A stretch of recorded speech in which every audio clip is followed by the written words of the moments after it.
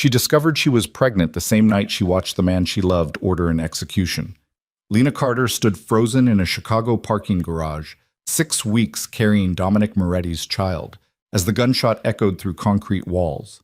The charming businessman she thought she knew had just revealed himself as something far darker, a crime lord who killed without hesitation. By sunrise, she would drain her bank account and vanish without a trace, rebuilding her life in rural Tennessee under a false name. But 9 months later, exhausted and bleeding in a small-town hospital, Lena would learn the terrifying truth. Dominic had been watching her the entire time. Stay until the end to see how this story unfolds, and drop a comment with your city so I can see how far this tale has traveled. The first time Lena Carter truly saw Dominic Moretti, she was already 6 weeks pregnant with his child. Not the version of him she'd known for 8 months, the one who remembered how she took her coffee, who sent flowers to her classroom on Fridays, who kissed her like she was something precious he'd finally found after years of searching. The real Dominic. The one standing in a dimly lit parking garage at 11:43 on a Thursday night, his Italian leather shoes pristine against oil-stained concrete, calmly instructing 2 men to put a bullet in someone's head. Lena's hand instinctively moved to her stomach, though there was nothing to see yet. Nothing except the positive pregnancy test she'd taken that morning, still hidden in her purse, the secret she'd planned to share over the dinner reservation Dominic had made at that French place on Michigan Avenue. The dinner she'd never make it to. She'd followed him on impulse, concern overriding common sense when he'd received that phone call during their afternoon together and left her apartment with an expression she'd never seen before. Cold, focused, dangerous. She told herself she was being paranoid, that the weird feeling in her gut was just early pregnancy hormones making her anxious. She'd been so catastrophically wrong.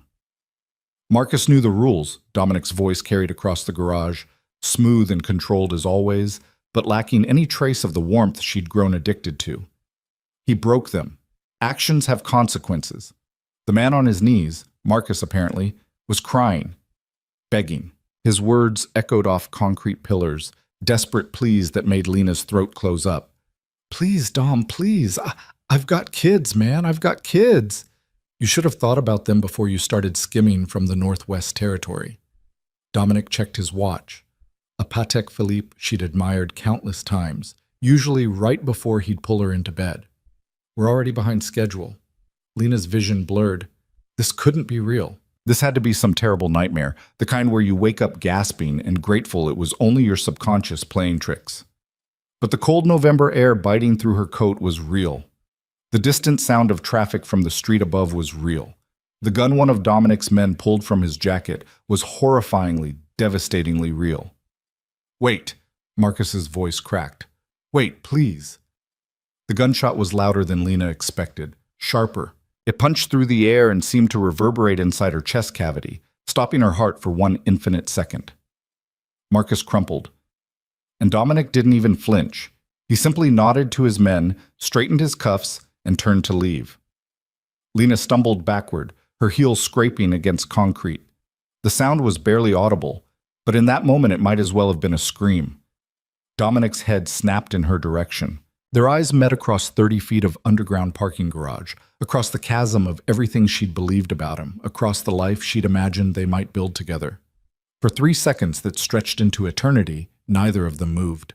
Then Lena ran. She didn't remember getting to her car, didn't remember the drive back to her apartment in Lincoln Park, didn't remember anything except the sound of that gunshot and the absolute emptiness in Dominic's eyes as he'd watched a man die. Her hands shook so violently she could barely get her key in the lock. Inside, she locked every deadbolt, drew every curtain, then stood in her darkened living room trying to remember how to breathe. Her phone buzzed. "Dominic, we need to talk." Then again. "Dominic. Lena, please, let me explain." And again. "Dominic, I'm outside your building. Just give me 5 minutes." She looked at the pregnancy test in her purse, at the life growing inside her that was half his, half hers, half everything she'd wanted, and half something she couldn't even name. By sunrise, Lena had made 3 decisions. First, she would never tell Dominic Moretti about this baby. Second, she would disappear so completely that even a man with his resources couldn't find her. Third, she would do whatever it took to protect her child from the world she'd accidentally stumbled into. At 6:15 a.m., she walked into her bank and withdrew every penny from her savings account. $12,000, the result of 5 years of teaching elementary school and living below her means. Not much, but enough for a head start. By 7:30, she had loaded everything essential into her 10-year-old Honda Civic: clothes, documents, her mother's jewelry, the ultrasound appointment card she'd scheduled for next week. The apartment she left behind still held traces of Dominic everywhere. His Columbia sweatshirt in her closet, his toothbrush by her sink, the expensive coffee maker he'd bought because she'd mentioned once that she wished she could make lattes at home. Evidence of a relationship that had never been real. She'd fallen in love with a ghost, a carefully constructed illusion designed to hide a monster. Lena didn't leave a note, didn't say goodbye to friends or colleagues, simply vanished into morning traffic like she'd never existed. Behind her, Chicago disappeared into the rearview mirror. Ahead, somewhere in America's vast middle, lay a future she'd have to build from nothing. Bunk. 3 months later, Millbrook, Tennessee. Population, 3,847. The Sunrise Diner smelled like coffee, bacon grease, and the kind of small-town stability Lena had never appreciated until she lost everything else. "Order up, honey," Charlene called from the kitchen window, her Tennessee drawl warm as the biscuits she made from scratch every morning. Lena grabbed the plates, 2 breakfast specials, 1 with extra bacon, and delivered them to the corner booth where the Miller brothers sat every Saturday morning without fail. 70-something farmers who still wore overalls and paid in exact change. "There you go, gentlemen." She smiled, the expression easier now than it had been those first desperate weeks. "Anything else I can get you?" "Just the check when you get a chance, Miss Emma." Emma. Her new name, borrowed from a grandmother she'd barely known. Emma Hartley, transplant from Missouri, quiet and unremarkable and completely invented. The identity had cost $800 from a guy in Memphis who asked no questions and provided excellent work. Social Security card, driver's license, even a thin credit history that would pass casual inspection. Lena, Emma, had stopped thinking of it as illegal. She thought of it as survival. At 14 weeks pregnant now, she could almost hide the curve of her stomach under the diner's generous uniform. Almost. Charlene had noticed, of course, but said nothing except to quietly switch Lena to day shifts and make sure she took breaks. Small-town kindness.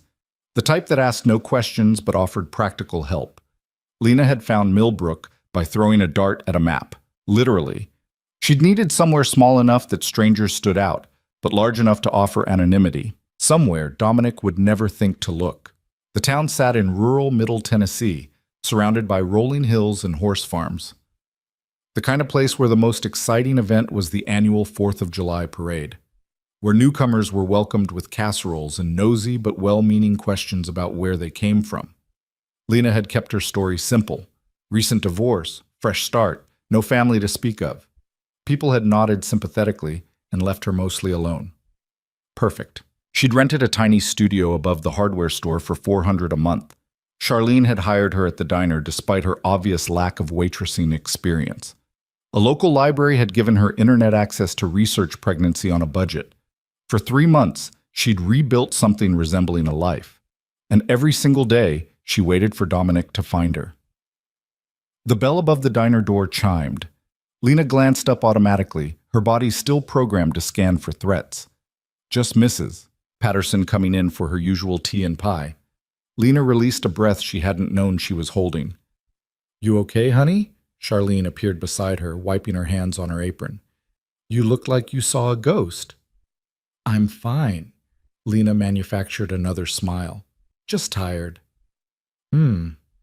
Charlene's knowing look suggested she understood more than Lena had ever said. "Your shift ends in 20 minutes. Go put your feet up. Doctor's orders." Lena didn't have a doctor. Couldn't risk the paper trail. But she nodded anyway. Back in her studio that evening, she ate canned soup and crackers while researching midwives who worked off the books. She'd found one possibility, a retired nurse 2 towns over who still helped women in difficult situations, no questions asked. An appointment was scheduled for next week. Lena placed her hand on her stomach, feeling the slight firmness that hadn't been there a month ago. Inside, a tiny human was growing, developing fingers and toes, a beating heart, the genetic legacy of a man she'd loved, and a monster she'd run from. "It's just us," she whispered to the quiet room, "and I promise you'll never know who he is. You'll never be part of that world." Her phone, a cheap burner bought with cash, sat silent on the table. She'd destroyed her old one the day she left Chicago, along with her laptop and tablet. Anything that could be traced or tracked. For 3 months, the silence had held. 3 months of looking over her shoulder, jumping at shadows, waiting for Dominic's resources and connections to finally track her down. But nothing happened. Maybe he'd moved on. Maybe one pregnant ex-girlfriend wasn't worth the effort when you were running a criminal empire. Maybe she'd actually escaped. Lena wanted desperately to believe it. Month 5, March. The baby's measuring perfectly. Susan, the retired nurse midwife, smiled over her reading glasses. "Healthy heartbeat, good growth. You're doing everything right, sweetheart." Lena exhaled relief. These clandestine appointments in Susan's farmhouse, paid in cash, were the only prenatal care she could risk. No hospital records, no insurance claims, no trail. "Boy or girl?" Lena asked, though part of her was afraid to know. Afraid that knowing more details would make this more real, harder to protect. "Girl." Susan's smile widened. "A strong little fighter from the way she's moving around in there." "A daughter." Lena's hand moved to her now obvious belly, feeling the flutter of movement that had started a few weeks ago. A girl who would grow up knowing nothing about her father except whatever story Lena invented. Better a convincing lie than a terrible truth. "Everything looks good," Susan continued, making notes in a handwritten file she kept in a locked cabinet. "But I want to see you back in 2 weeks. And Emma—" She paused, her expression serious. "If anything feels wrong, you call me immediately. I don't care what time it is." "I will." Driving back to Millbrook, Lena allowed herself a moment of something that might have been hope. She was more than halfway through. If she could just make it to delivery, find somewhere safe to give birth, she could disappear again. Different town, different identity. Keep running until her daughter was old enough that Dominic couldn't claim her even if he found them.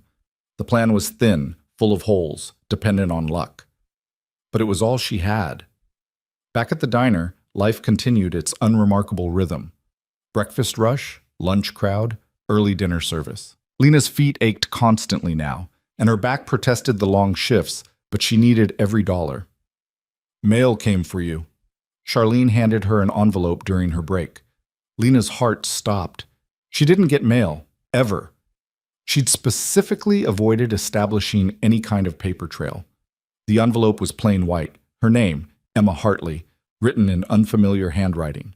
No return address. Inside was a single piece of paper, a receipt, for her studio apartment, marked paid in full for the next 3 months. Lena's hands started shaking. "Who?" She looked up at Charlene. "Did you see who delivered this?" "It was just in the regular mail, honey. Is something wrong?" Everything was wrong. Someone knew where she lived. Someone had paid her rent. Someone was watching. That night, Lena barely slept. She triple-checked her locks, kept her phone within reach, and tried to convince herself this was coincidence. Maybe her landlord had made a mistake. Maybe there was some kind of local charity she didn't know about. Maybe she was still safe. 2 days later, she returned from her shift to find groceries on her doorstep. Healthy food, expensive brands, everything she'd been forcing herself not to buy because of the cost. No note, no explanation. A week after that, the overdue electric bill she'd been panicking about mysteriously vanished from the utility company's system. Paid by an anonymous benefactor, they said. Someone was taking care of her, and there was only one person in the world with the resources and motivation to do something like this. Lena started making plans to run again, started researching new towns, new identities, calculating how far her remaining money would stretch. But before she could execute any of it, her body made the decision for her. Month 7, May 14th, 2:47 a.m. The pain woke her from restless sleep, sharp, wrong, too early. Lena stumbled to the bathroom and saw blood, not spotting, not something that could be ignored or explained away. Real blood, emergency blood. With shaking hands, she called Susan. "I'm coming to get you," the midwife said immediately, her calm voice the only stable thing in Lena's tilting world. "Don't move. I'll be there in 20 minutes." But 20 minutes was too long. The pain intensified, the bleeding got worse, and Lena knew with terrible certainty that something was catastrophically wrong. She called 911. The ambulance ride was a blur of pain and terror, EMTs asking questions she could barely answer, bright lights and urgent voices, and the overwhelming fear that she was losing her daughter before they'd ever met. "We need to do an emergency C-section," a doctor was saying, her face swimming above Lena's. "The placenta has abrupted. We need to get the baby out now. It's too early. She's 32 weeks, viable, but every minute counts." Then chaos. Rushing through hallways, harsh lights overhead, someone putting a mask over her face, telling her to count backward. Lena's last conscious thought was a prayer to anyone listening that her daughter would survive. Heck, she woke to beeping machines and fluorescent lights. For a confused moment, she didn't remember where she was or why everything hurt. Then it crashed back. The blood. The ambulance. The emergency surgery. "My baby." Lena tried to sit up, pain screaming through her abdomen. "She's alive." A nurse appeared, gently pressing her back down. 3 pounds, 8 ounces, small but breathing on her own. "She's in the NICU, but the doctors are optimistic." Lena started crying. Relief, terror, exhaustion, all of it pouring out at once. "You saved her life by calling when you did," the nurse continued. "Another hour and we might have lost you both." They let her see her daughter 2 hours later, wheeling Lena's bed into the NICU. The baby was impossibly tiny, surrounded by wires and monitors, but she was breathing, moving, alive. "Have you picked a name?" a different nurse asked gently. Lena stared at her daughter through the plastic incubator, at this tiny person she'd spent 7 months hiding and protecting. "Maya," she whispered. "Her name is Maya." For 3 days, Lena lived in a haze of recovery and cautious hope. Maya was stable, gaining weight. The doctors talked about maybe 6 weeks in the NICU, then they could go home. Lena started making plans. She'd wait until Maya was released, then they'd leave Tennessee entirely. Maybe the Pacific Northwest, somewhere she could truly disappear. On the 4th day, exhausted from another night of waking every 2 hours to pump milk for Maya, Lena dozed in her hospital bed. She woke to the sound of her door opening. At first, she thought it was another nurse. They came and went constantly, checking vitals, bringing medications. Then she saw who was standing in the doorway. Dominic Moretti looked exactly the same as the last time she'd seen him. Perfectly tailored suit, dark hair styled just so, that handsome face that had made her believe in fairy tales. Except his eyes. His eyes were different. Haunted. Desperate. "Hello, Lena," he said quietly. Her heart stopped. "How—" Her voice came out as a broken whisper. "How did I find you?" He stepped into the room, and she noticed the exhaustion around his eyes, the tension in his shoulders. "I never lost you. Not for a single day." The words didn't make sense. 7 months. 7 months of hiding and planning and running. "You've been watching me?" "Protecting you." He moved closer to her bed, making sure you were safe, that you had what you needed.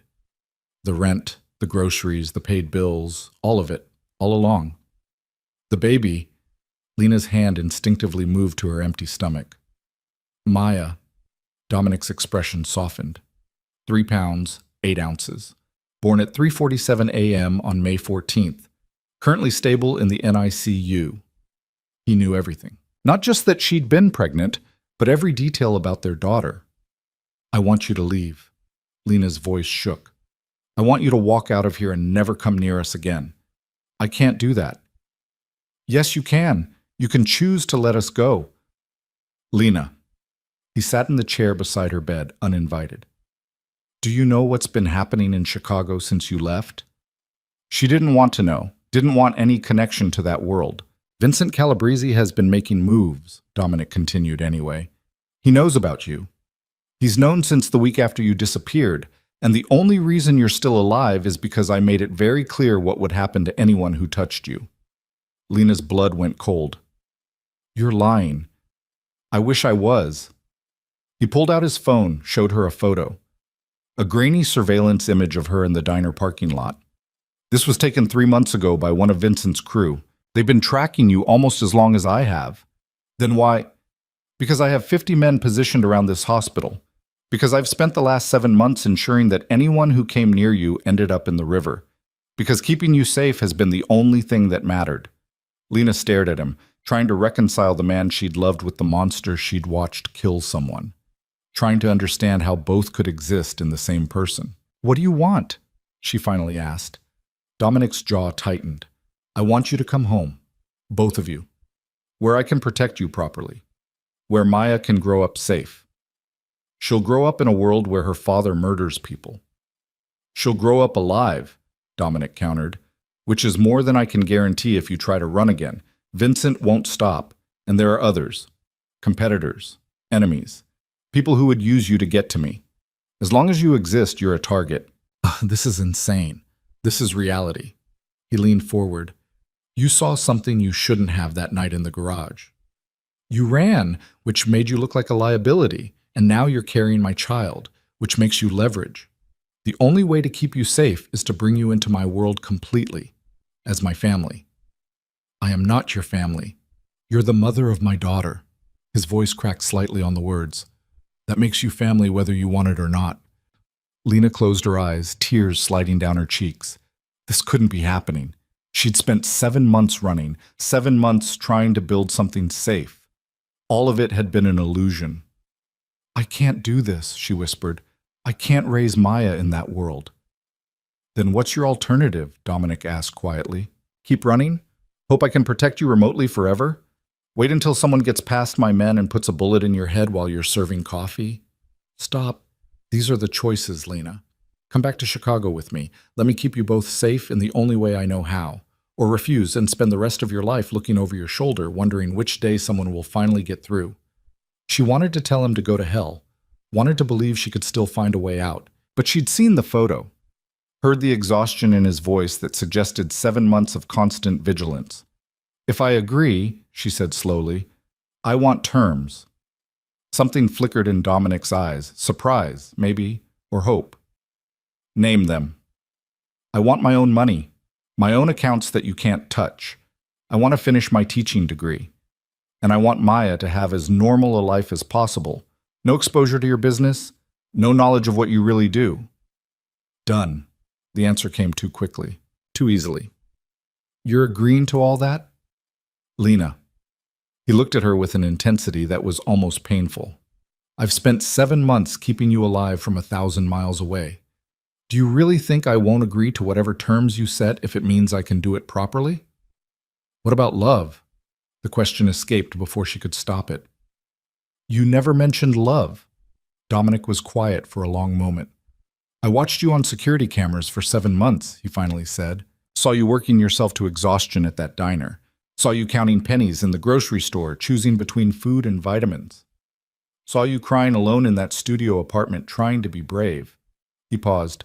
"Love is the wrong word for what I feel. It's too small, too simple." "Then what is it?" "Necessity."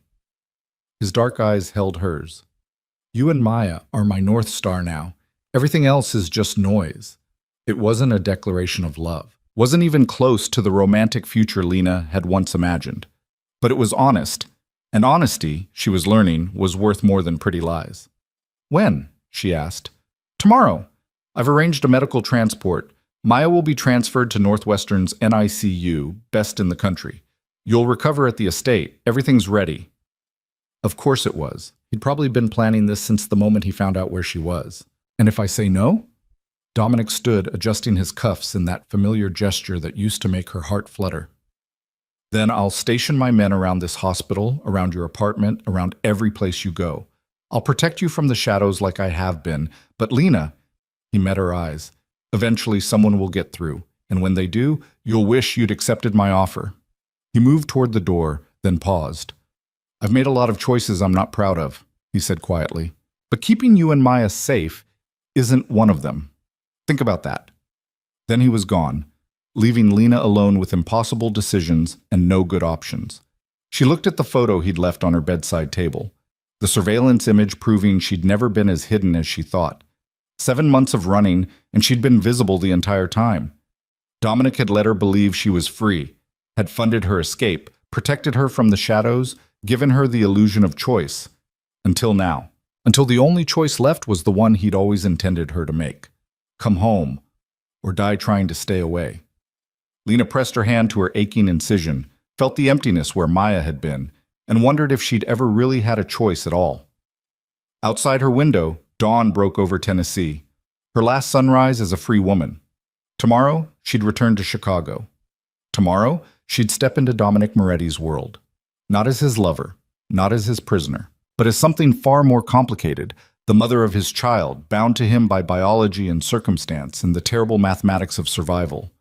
The question that kept her awake until the nurses came with morning medications was simple.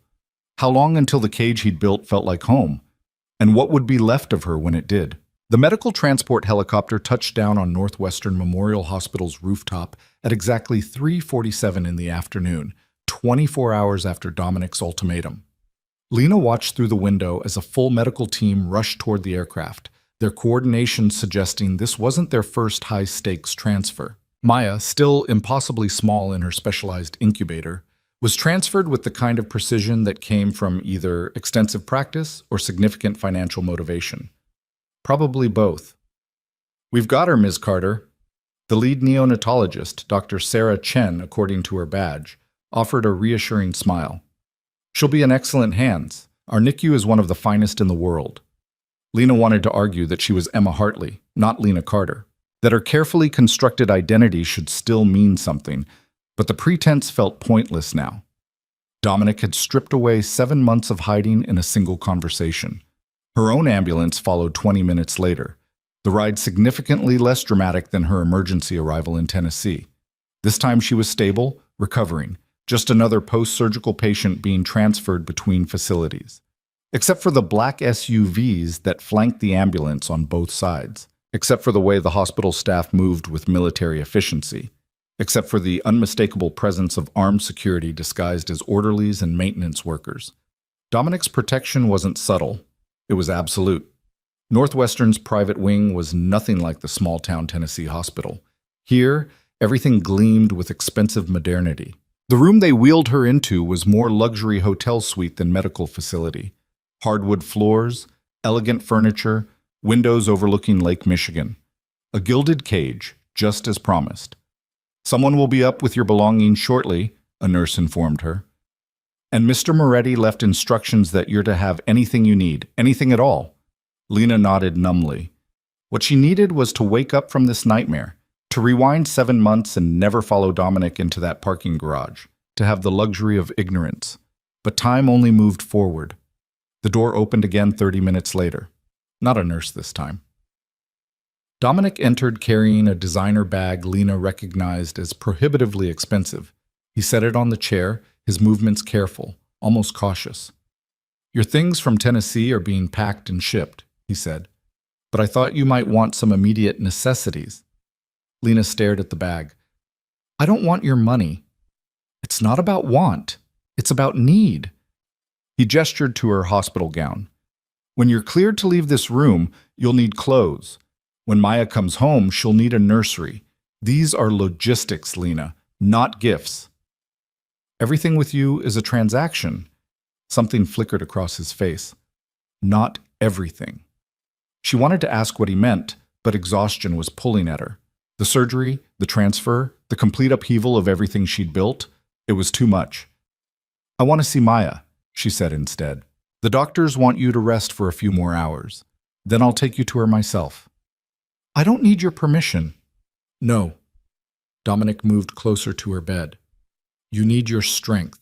Maya needs you healthy. So rest. Doctor's orders." He turned to leave, then paused at the door. "There's a phone in the bag. Your number is the only one programmed in it. If you need anything, you call me directly." Then he was gone, leaving Lena alone with her thoughts and the stunning view of a city she'd fled 7 months ago. She opened the designer bag. Inside were clothes in exactly her size, toiletries from expensive brands, and a smartphone that probably cost more than 2 months of her diner wages. The lock screen showed a single contact. Dominic. No escape routes programmed in, no emergency alternatives, just him. Lena fell asleep hating how comfortable the hospital bed was. She woke to darkness outside her windows and Dr. Chen entering with a tablet. "Good news," the doctor said with genuine warmth. "Maya's settled in beautifully. All her vitals are stable and she's tolerating her feeds well. Would you like to see her now?" Finally, something that didn't feel like a negotiation. They wheeled Lena through pristine hallways to the NICU, where Maya lay in an incubator that looked significantly more advanced than the Tennessee one. More monitors, more technology, more everything. "You can touch her through the ports," Dr. Chen explained. "We encourage skin-to-skin contact as much as possible." Lena slipped her hand through the opening, felt Maya's impossibly tiny fingers wrap around one of hers. That grip, so small, so determined, shattered something inside her chest. "She's strong," Dr. Chen observed. "Stronger than many babies born at 32 weeks. You did well, keeping yourself healthy during the pregnancy." Lena thought of the canned soup dinners, the skipped meals when money was tight, the constant stress of hiding. She'd done her best with impossible circumstances. How long until she can come home? If she continues progressing like this, maybe 4 weeks? Possibly less. 4 weeks. A month of living in Dominic's world before Maya even left the hospital. "Miss Carter?" Dr. Chen touched her shoulder gently. "I know this situation is complicated, but whatever else is happening, your daughter is getting the best possible care. Focus on that." Lena nodded, not trusting her voice. She stayed with Maya for 2 hours, talking softly about nothing and everything. About the life she'd planned in Tennessee, the future she'd imagined. About how none of it had worked out, but they were together and alive, and that had to be enough. When exhaustion finally forced her back to her room, she found Dominic waiting in the chair by her window. "You should be resting," she said, more from habit than concern. "So should you." He stood as nurses helped her back into bed. "But I imagine sleep isn't coming easily." "Not particularly." Once they were alone again, Dominic pulled the chair closer to her bedside. The proximity should have felt threatening. Instead, it just felt inevitable. "We need to discuss logistics," he said. "Your favorite subject." "Lena," his voice carried a warning, "I'm trying to make this as easy as possible." "Easy would be letting us go. Easy would get you killed." He leaned forward.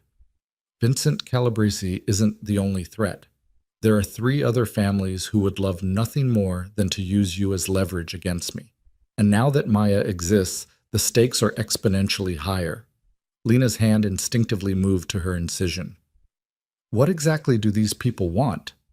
"Territory, power, the usual." Dominic's expression darkened. "I've been consolidating control in Chicago for 5 years. That doesn't happen without making enemies.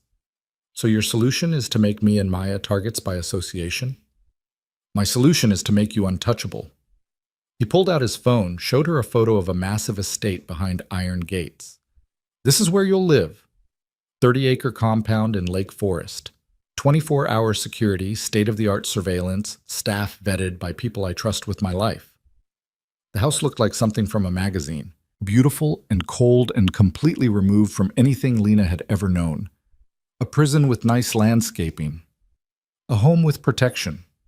Dominic swiped to another photo, a nursery decorated in soft yellows and grays. "Maya's room. I had designers work from standard nursery layouts, but if you want changes, tell me." Lena stared at the image. It was perfect. Exactly what she might have chosen herself if she'd had unlimited resources, which made it worse somehow. "You planned all this while I was in Tennessee."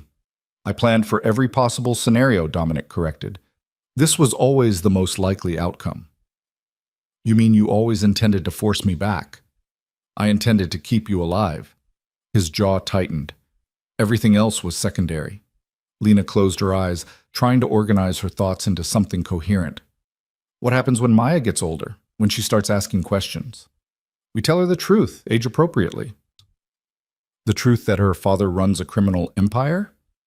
"The truth that her father does complicated work to keep her safe." Dominic stood, paced to the window. "Lena, I'm not going to lie to our daughter, but I'm also not going to expose her to violence or danger. There's a middle ground." "In your world, there is no middle ground." "Then I'll create one." He turned back to face her. I've already started restructuring operations, moving into legitimate businesses. It won't happen overnight, but Maya will grow up with options. Real options. Lena wanted to believe him, wanted to think a man who casually ordered executions could somehow transform into a regular father. But she'd seen his eyes in that parking garage, seen the absolute absence of hesitation. What happened to Marcus? She asked suddenly. The man you killed. Dominic went very still. You want to discuss this now? I want to know who I'm trusting with my daughter's life. He was quiet for a long moment, his expression unreadable. Marcus was skimming from operations in the Northwest Territory, he finally said. Over 18 months, he stole nearly $2 million, money that was supposed to fund legitimate businesses, pay employees, support families. So you killed him. So I enforced consequences that everyone in my world understands. Dominic's voice remained level. If I'd let it slide, 3 other territory managers would have started stealing within a week. Weakness invites chaos. Chaos gets people killed. That's a justification, not an explanation. It's reality. He moved closer again. You want me to say I enjoyed it? I didn't.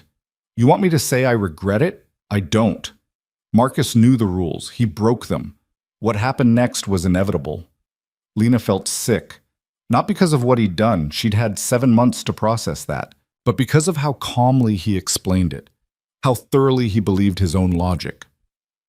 How many people have you killed? She whispered. Do you really want that answer? Yes. Dominic studied her face, looking for something. Directly. 7. Ordered? More than I can count without checking records. The number should have shocked her, should have sent her screaming for security, demanding protection from this monster. Instead, she just felt tired. And you expect me to raise Maya in your world? I expect you to raise Maya in safety, Dominic corrected quietly. Everything else is negotiable. A nurse knocked, breaking the tension. Ms. Carter, time for your evening medications. Dominic stepped back, his professional mask sliding into place. I'll let you rest. But Lena, think about what I said. Think about what's actually at stake. After he left, Lena took her medications and tried to sleep. But her mind kept circling the same impossible question. How do you protect your daughter from danger when the danger is her own father? The next morning brought visitors Lena hadn't anticipated. Ms. Carter, this is Margaret Chen, no relation to Dr. Chen. A nurse introduced an elegant woman in her 60s. She's here to discuss some domestic arrangements. Margaret smiled warmly, carrying a leather portfolio. Mr. Moretti asked me to coordinate your transition to the estate. I've been his household manager for 8 years. Of course he has a household manager, Lena muttered. Margaret either didn't hear or chose to ignore the comment. She settled into the visitor's chair with practiced grace. I understand this is all very sudden. I'm here to make it as smooth as possible. Shall we start with your preferences for Maya's nursery? I saw the photos. It's already done. The foundation is done. But personal touches matter. Photos you'd like displayed, specific books, any family items you'd want incorporated. Margaret pulled out a tablet. I've also prepared a list of potential nannies for your review. I don't need a nanny. Perhaps not immediately, but when you're ready to finish your degree, Mr. Moretti mentioned you wanted to complete your teaching certification. You'll need qualified childcare. Lena blinked. He'd actually listened, actually remembered that detail from her list of demands. I don't know what I want, she admitted. That's perfectly understandable. Margaret's smile held genuine kindness. How about we start small? Tell me about your favorite color. What kind of books you enjoy? Whether you prefer coffee or tea in the morning. It felt absurd discussing breakfast beverages while her entire life crumbled and reformed into something unrecognizable. But Margaret's calm professionalism made it almost bearable. Coffee, Lena said finally. Strong, with cream. I like mysteries and historical fiction, and my favorite color is blue. Not navy, more like sky blue. Margaret made notes. Excellent. I'll make sure the kitchen is stocked with proper coffee, and I'll have the library organized to highlight those genres. As for blue, would you like that incorporated into your personal suite? My personal suite? Your room's at the estate, separate from Mr. Moretti's quarters, per his instructions. Complete privacy, your own bathroom and sitting room. He was very specific about that. Some of the tension in Lena's chest eased. Not sharing space with Dominic felt like the smallest victory, but she'd take it. They spent the next hour on practical details. Margaret never pushed, never made Lena feel trapped. Instead, she presented options, noted preferences, and somehow made the impossible situation feel almost manageable. One more thing, Margaret said as she prepared to leave. Mr. Moretti employs a full security team. You'll notice their presence, but they've been instructed to maintain respectful distance. If you ever feel uncomfortable, you can tell me directly. Can I tell them to leave entirely? Margaret's expression gentled. Ms. Carter, I've worked for Mr. Moretti for 8 years. I've seen him ruthless, calculated, even cold, but I've never seen him the way he's been these past 7 months. That man has barely slept, barely eaten. He's been running himself into the ground, keeping you safe. That's not my responsibility. No, Margaret agreed, but it is his truth. Whatever you think of him, whatever he's done, he cares. In his own complicated way. After Margaret left, Lena sat with those words. Dominic cared, in a possessive, controlling, fundamentally dangerous way. But perhaps it was still care, perhaps that had to be enough. Dr. Chen cleared her for short walks that afternoon. Lena immediately headed to the NICU, needing the grounding presence of her daughter. She found Dominic already there. He stood outside Maya's station, his hand pressed against the glass, watching their daughter with an expression Lena had never seen before. Vulnerable, awed, almost afraid. They said she opened her eyes today, he said without turning around. I missed it. Lena moved to stand beside him. There will be other firsts. Will there? He finally looked at her. Will you let me be part of those moments, or am I just the guard outside the gate? The question caught her off balance. She'd expected demands, control, ultimatums, not this raw uncertainty. I don't know, she admitted. I don't know how to do any of this. Neither do I. Dominic's laugh was hollow. I can negotiate territory deals and manage complex operations. But this? A daughter? I'm completely out of my depth. It was possibly the most honest thing he'd ever said to her. They stood in silence, watching Maya sleep, both of them navigating impossible terrain. My father was a monster, Dominic said quietly. Brutal, paranoid, cruel. He died when I was 16, and I swore I'd never become him. And yet you run his empire. I run it differently. Less violence, more strategy. I've cut enforcement actions by 60% in 5 years. He paused. That doesn't make me innocent, but it makes me better than what came before. Lena wanted to argue, wanted to point out that less violent still meant violent, but she was so tired of fighting.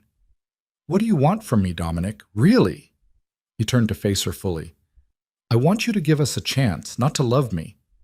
I lost that right in the parking garage, but to build something functional, something that gives Maya stability.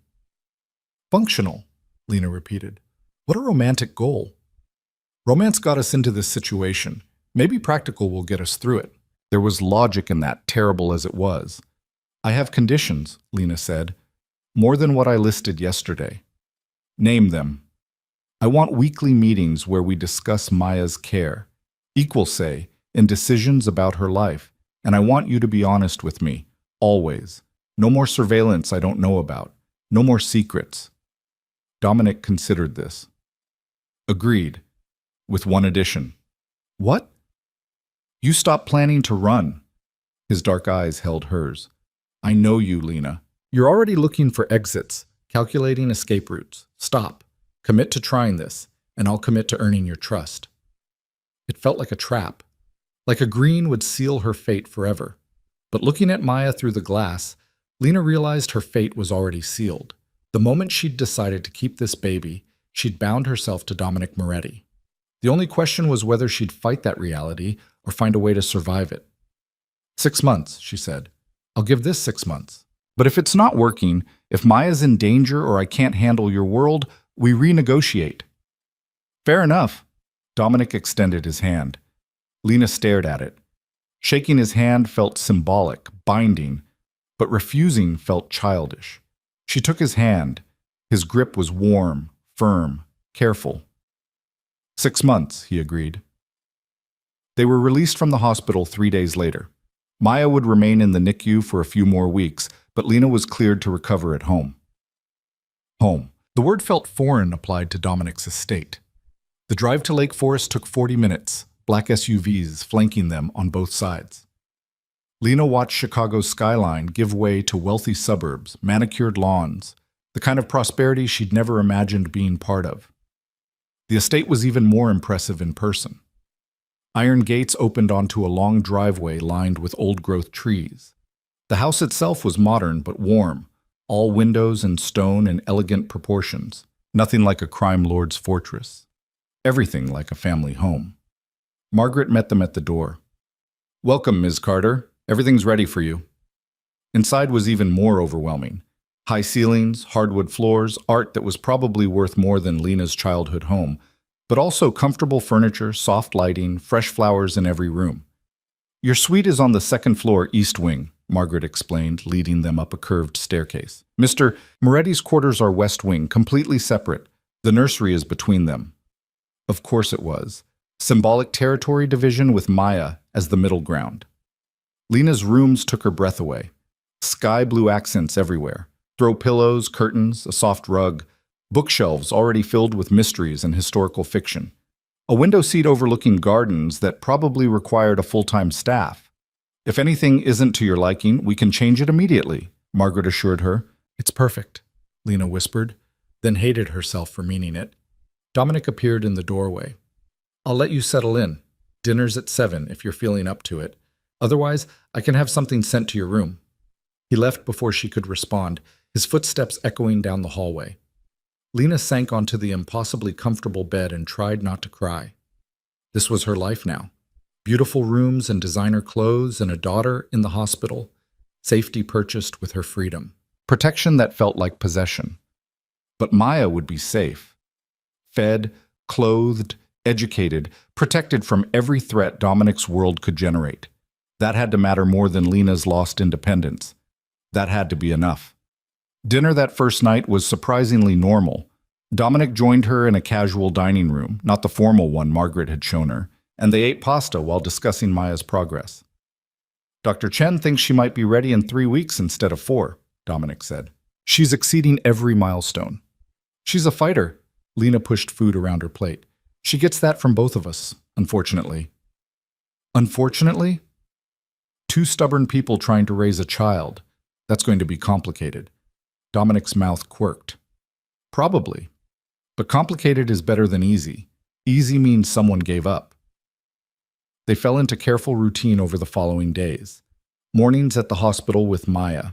Afternoons where Lena explored the estate or video called with Margaret about household details. Evenings where she and Dominic shared cautious meals, learning to be civil, if not friendly. He never pushed, never demanded more than she offered, just existed in parallel, giving her space while maintaining constant presence. It should have felt suffocating. Instead, it felt almost safe. That realization terrified her more than anything else. 2 weeks into her new life, Lena woke at 3 a.m. to sounds downstairs. She grabbed her phone, ready to call for help, then remembered. She lived with armed security. Whatever was happening, it wasn't a threat. Probably. She found Dominic in the kitchen, still wearing his suit from earlier, staring at espresso like it held answers. "Can't sleep?" she asked. He looked up, surprised. "Did I wake you?"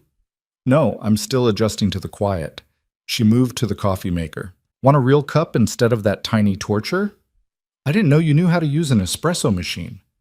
"I worked at a coffee shop in college. Some skills stick." She started making 2 proper lattes, muscle memory taking over. "Why are you awake?" Dominic was quiet for a moment. "Deal went bad. Lost a shipment and 3 good men." Lena's hands stilled. "Dead?" "Arrested. Vincent's people tipped off the feds." He took the latte she offered. "They'll be out in 72 hours, but the message was clear. He's escalating." "Because of me?" "Because of his own ambition. You're just the excuse." Dominic sipped the coffee, his expression softening slightly. "This is excellent." "Don't sound so surprised." Lena leaned against the counter. "What happens now?" With Vincent. I make it clear there are consequences for going after my operations. His voice was casual, but his eyes were cold. Details you don't need to know. There it was. The line between her world and his. Will people die? She asked bluntly. Dominic met her gaze. Possibly. Does that change anything? I don't know. Lena wrapped her hands around her mug. I don't know how to be okay with who you are. I'm not asking you to be okay with it, just to accept it exists. He set down his cup. I'm not going to lie to you, Lena. This is what I do. What I am. You wanted honesty. This is it. She should have walked away. Should have retreated to her beautiful rooms and pretended she couldn't hear the violence in his voice. Instead, she stayed. Tell me about the men who were arrested. The ones you lost. Dominic looked surprised again. Why? Because you said they were good men. I want to understand what that means to you. So he told her. About Tony, who had 3 kids and coached Little League. About Marcus, different Marcus, who was putting his sister through medical school. About James, who'd worked for Dominic since they were both teenagers. Human details that complicated the simple narrative of criminals getting caught. I'll take care of their families, Dominic said quietly. Make sure everyone's provided for while they're inside. That doesn't make it okay. No, but it's what I can do. They finished their coffee in silence that felt less hostile than before, less like enemies forced into proximity, more like 2 people navigating impossible circumstances. When Lena finally went back to bed, she fell asleep thinking about gray areas and complicated morality, thinking maybe the world wasn't as black and white as she'd believed. Maya came home on a Tuesday afternoon, 3 weeks and 2 days after her premature birth. The nursery was perfect, soft yellow walls, a crib positioned to catch morning light, monitors that probably cost more than most cars. Lena had added personal touches, a quilt her grandmother made, photos of her parents, books she'd read as a child, building a bridge between who she'd been and who Maya would become. Dominic stood in the doorway as Lena settled their daughter into the crib for the first time outside a hospital. She's really here, he said quietly. She's really here. Neither of them mentioned how surreal it felt, how domestic, how much it looked like a real family instead of what they actually were. That night, Maya woke every 2 hours. Lena stumbled through feedings, exhausted and overwhelmed. Around 4 a.m., she found Dominic in the nursery, holding Maya against his chest while she fussed. You should sleep, he said. I can handle this. You have work tomorrow. So do you. Recovering counts as work. Lena was too tired to argue. She watched him sway gently, murmuring something in Italian to their daughter. What are you saying? She asked. Telling her about her grandmother, my mother. His voice was soft. She died when I was young. I want Maya to know about her. It was such a normal thing to do, such a fatherly gesture. Lena's throat tightened. What was she like? Strong, smarter than my father ever realized. She's the one who taught me that violence should be a last resort, not a first choice. He looked up. I wish she could have met Maya. Me too, Lena whispered, surprising herself by meaning it. The 6-month trial period stretched ahead of them, uncertain and complicated. But standing in that nursery at 4 a.m, watching Dominic cradle their daughter with unexpected gentleness, Lena thought maybe, just maybe, they might figure it out. Not love. Not yet. Maybe never. But something functional. Something that could keep Maya safe and give her the childhood she deserved. The illusion of normalcy lasted exactly 6 weeks. Lena had started to believe it might work. The careful routine they'd built felt almost sustainable. Mornings with Maya, afternoons where she'd started online coursework toward her teaching certification, evenings where she and Dominic maintained their cautious civility. She'd even stopped flinching when his security team shadowed her to the grocery store or the pediatrician's office. Stockholm Syndrome, maybe. Or just exhaustion, winning over resistance. Then Vincent Calabrese sent a message that shattered everything. It arrived during Maya's 8-week checkup. Lena sat in the pediatrician's waiting room, their daughter sleeping peacefully in her carrier, when Dominic's lead security guard, a stone-faced man named Marcus, who'd replaced the arrested one, appeared at her side. We need to leave. Now. The urgency in his voice made her pulse spike. What's happening? Car's out front. I'll explain once you're secure. Lena grabbed the carrier, her hands already shaking. The other mothers in the waiting room watched with undisguised curiosity as Marcus hustled her outside, where 3 black SUVs waited with engines running. She was in the middle vehicle and moving before she could process what was happening. "Someone want to tell me why we just fled a pediatrician's office?" Lena demanded, checking Maya frantically. Still sleeping, still fine, completely unaware of her mother's rising panic. The driver met her eyes in the rearview mirror. "Vincent's crew hit one of Mr. Moretti's restaurants an hour ago. They left a message specifically mentioning you and the baby." Ice flooded Lena's veins. "What kind of message?" "The kind that means you stay inside the estate until this is handled." They drove in tense silence back to Lake Forest. Lena kept her hand on Maya's carrier the entire time, as if physical contact could somehow protect her daughter from threats she couldn't see or fight. Dominic met them at the front door. His expression was controlled, but Lena had learned to read the tension in his shoulders, the coldness in his eyes that meant someone was about to suffer. "Are you both okay?" He took Maya's carrier, his hands gentle, despite the fury radiating from him. "We're fine. What the hell is going on? Inside first, then we'll talk." Margaret appeared to take Maya upstairs for her nap. Lena wanted to protest, wanted to keep her daughter close, but the look on Dominic's face suggested whatever conversation was coming needed to happen away from the baby. He led her to his office, a room she'd never entered before. Dark wood, leather furniture, floor-to-ceiling bookshelves that probably hid a dozen secrets. He poured 2 glasses of whiskey without asking, handed her one, then drained his own in a single swallow. "Vincent sent 4 men into Giovanni's during the lunch rush," he said flatly. "They fired shots into the ceiling, cleared the place out, then spray-painted a message on the wall." "What did it say?" Dominic pulled out his phone, showed her a photo that made her stomach turn. "Pretty family you've got, Moretti. Be a shame if something happened." Below the words was a grainy photograph of Lena and Maya leaving Northwestern Hospital weeks ago. "He's been watching us," Lena whispered. "He's been probing for weaknesses." This was him announcing he found one. Dominic set down his phone with controlled precision. "I'm handling it." "How?" "You don't want those details. Stop protecting me from reality. What are you going to do?" Dominic looked at her for a long moment. "I'm going to make it very clear that threatening my family has consequences, permanent ones." The word family hung between them, complicated and loaded. They weren't a family. Not really. They were 2 people bound by biology and circumstance, playing house in a gilded cage. But Maya made them something, some configuration that didn't have a clean label. "Will people die?" Lena asked, echoing their middle-of-the-night kitchen conversation. "Yes." The certainty in his voice should have horrified her. Instead, she felt something darker, something that recognized the cold mathematics of survival. "Will we be safe after?" "Safer. Vincent needs to understand there are lines even he can't cross." Dominic moved to the window overlooking the grounds.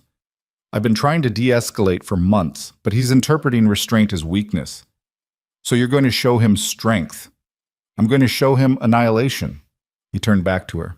"Which means you and Maya need to stay inside this estate until it's done. No exceptions." Lena wanted to argue, wanted to assert her independence, insist she wouldn't be imprisoned, but she'd seen the photograph, seen proof that Vincent's men had been close enough to capture her and Maya on camera, close enough to do far worse. "How long?" she asked quietly. "A week, maybe less. And then? Then Vincent will either back down or be removed from the equation entirely." Dominic's expression was carved granite. "Either way, you'll be safe." He left her alone in his office, presumably to coordinate whatever violence he had planned. Lena sank into his leather chair, still holding the untouched whiskey, and tried to figure out how she felt about any of this. Terrified, obviously. For Maya, for herself, for the future they were supposed to be building. But underneath the fear was something else. Something that whispered she'd chosen this world when she agreed to stay. That accepting Dominic's protection meant accepting his methods. That maybe she was more complicit than she wanted to admit. The week that followed was surreal. The estate transformed into a fortress.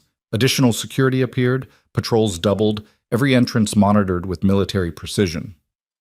Lena stayed inside as ordered, watching the world through expensive windows while Dominic disappeared for hours at a time.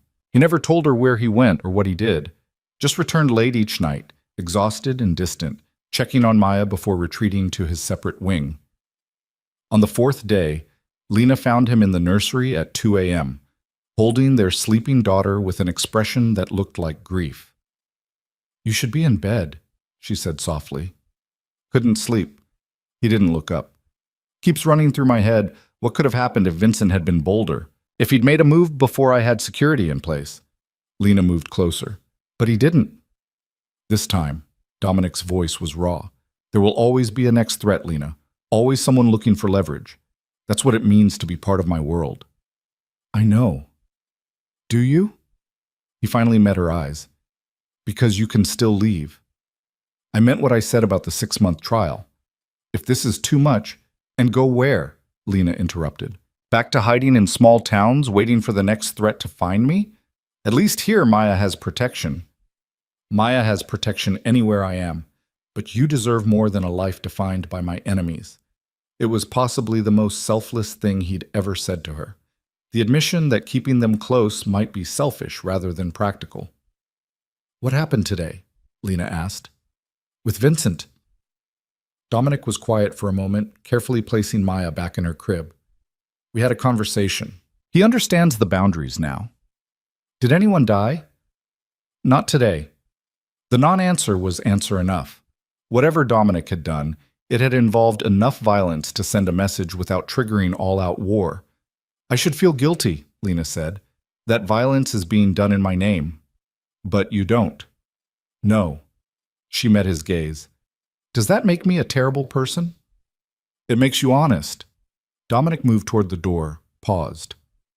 "For what it's worth, I don't enjoy this. The threats, the violence, the constant calculation. But it's the only language men like Vincent understand." "What about men like you?" The question stopped him. "What do you mean?" "What language do you understand? What would it take for you to choose a different path?" Dominic looked at her with an expression she couldn't read. "I don't know. But I'm starting to think I want to find out." He left her standing in the nursery, moonlight streaming through expensive windows, wondering what it meant that his answer had sounded almost hopeful. The crisis with Vincent ended not with a bang, but with a carefully orchestrated press conference. 3 days after their nursery conversation, Dominic announced a major expansion of his legitimate restaurant holdings, a partnership with the Calabrese family that would bring both operations under a single corporate umbrella. Lena watched the news coverage from the estate's living room, trying to decode what she was seeing. "I don't understand," she said when Dominic returned that evening. "A week ago he was threatening us. Now you're business partners? Now we have aligned interests?" Dominic loosened his tie, looking exhausted but satisfied. "Vincent wanted territory and respect. I gave him both, publicly, in a way that makes him look successful instead of defeated. And the threats? Part of the negotiation. He pushed, I pushed back harder, and we found equilibrium." He poured himself a drink. "He got legitimate expansion into my markets. I got his explicit guarantee that you and Maya are permanently off limits." Lena tried to process this. "So the violence, the security lockdown, all of that was just posturing?" "That was establishing credible consequences. Vincent needed to understand that threatening my family would cost him more than he could afford to pay." Dominic met her eyes. "The partnership was the exit ramp, a way for both of us to win." "That's sociopathic." "That's business." He sipped his whiskey. "In my world, every conflict is a negotiation. Violence is just one of many tools. And if negotiation hadn't worked, then Vincent would have had an unfortunate accident and I'd be dealing with his successor." Dominic's voice was matter of fact. "But this outcome is cleaner, fewer casualties, more stability, and Maya grows up with one less threat." Lena should have been horrified by the casual way he discussed potential murder. Instead, she found herself analyzing the strategy, understanding the cold logic. When had she started thinking like him? The question haunted her through the following weeks as life returned to their careful normal. Maya grew, hit her developmental milestones right on schedule. Lena progressed through her online coursework, surprising herself by enjoying the intellectual challenge. Dominic continued his mysterious work, but the tension that had defined those crisis days gradually eased. They started having dinner together more often. Real conversations instead of careful updates about Maya. He asked about her classes, listened when she vented about difficult assignments. She asked about his legitimate businesses, the restaurants, real estate holdings, import companies that apparently weren't fronts for anything illegal. I meant what I said about restructuring, he told her one evening over Margaret's excellent chicken piccata. The partnership with Vincent is just the beginning. I'm moving everything toward legitimate operations. That's not something that happens overnight. No, it'll take years. Maybe a decade. He refilled her wine glass. But I want Maya to inherit businesses, not blood feuds. What about the men who work for you? The ones doing the illegal operations? They'll transition or find new employment. I'm not abandoning people, but I'm also not maintaining the status quo for their sake. Dominic pushed food around his plate. My father built an empire on violence and fear. I'm trying to build something that can survive in daylight. Lena studied him across the table. Why? What changed? You mean besides having a daughter? You were already consolidating before Maya. Before me. He was quiet for a long moment. My father died violently. So did his father. So will I, eventually, if I stay on the current path. I'm 34 years old, Lena. I'd like to see 40. The vulnerability in his admission was startling. Dominic so rarely let his guard down, so rarely acknowledged anything that could be perceived as weakness. I'd like you to see 40, too, Lena said softly. His eyes met hers, surprise flickering across his features. Yeah? Maya deserves to know her father, not just hear stories about him. Something shifted in the air between them. Not attraction exactly, or not just attraction, something more complicated. Recognition, maybe. Two people who'd started as strangers, been thrown into impossible circumstances, and were somehow finding their way towards something that might eventually resemble partnership. I'm enrolling in business school, Dominic said suddenly. Executive program Northwestern starts in the fall. Lena blinked. Seriously?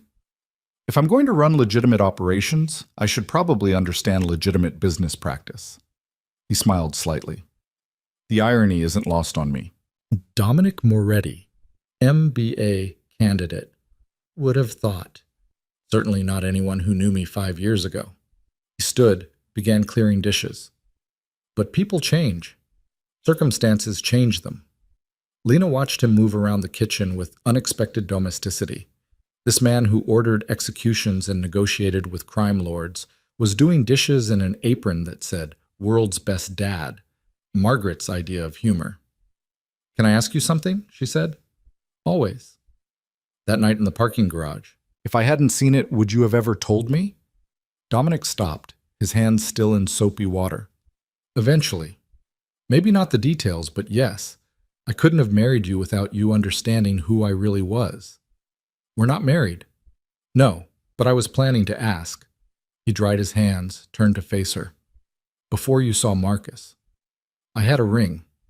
Reservations at that French place. The whole romantic proposal. Lena's breath caught. You never said. What would have been the point? You ran. And honestly, you were right to. I had no business asking someone like you to enter my world. Someone like me? Good.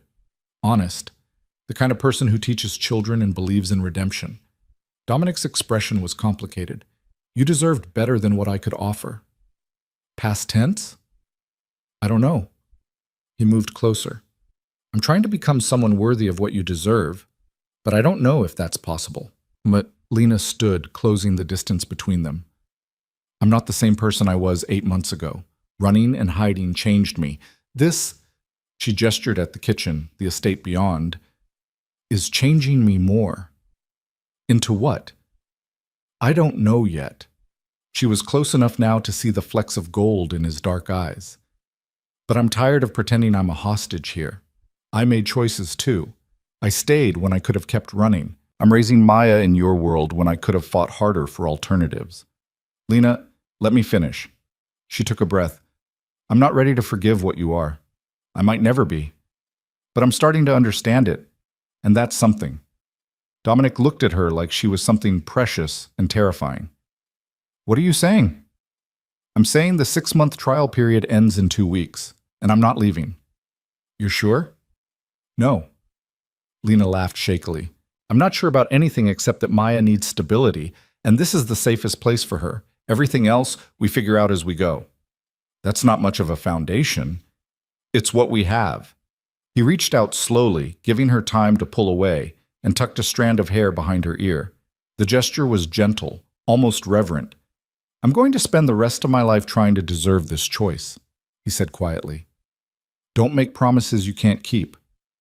Then I promise to try, every single day.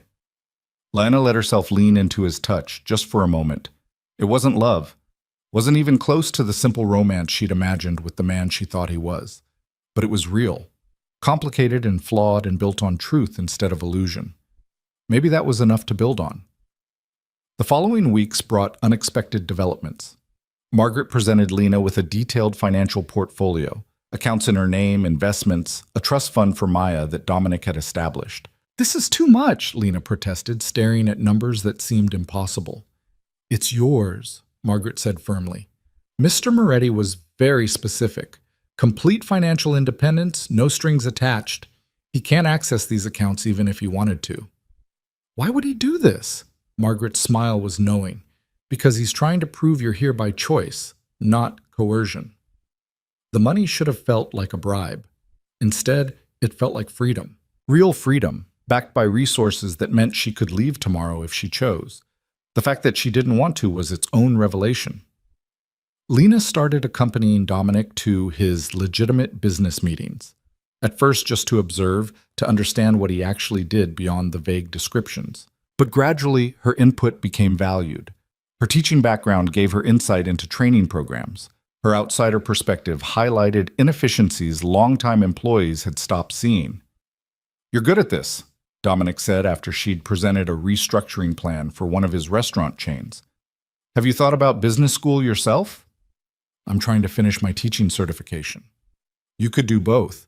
The executive program I'm in has flexible scheduling. The idea lodged in her brain. Business school. Real career options beyond teaching, as much as she loved it. Options she'd never had before. I'll think about it, she said. That evening, putting Maya to bed, Lena realized she'd started thinking in terms of long-term plans. Not escape routes or contingencies, but actual futures that involve staying. The shift was subtle but seismic. She found Dominic in his office, reviewing contracts. He looked up when she entered, surprised. Everything okay? I want to learn. Lena sat in the chair across from his desk. About your businesses. All of them, not just the legitimate ones. His expression shuddered. Why? Because if I'm staying, if I'm raising our daughter in this world, I should understand it completely. Not the sanitized version you show me, but the reality. Lena, some things... No more protection, she interrupted. No more carefully edited truth. Show me everything and let me decide what I can handle.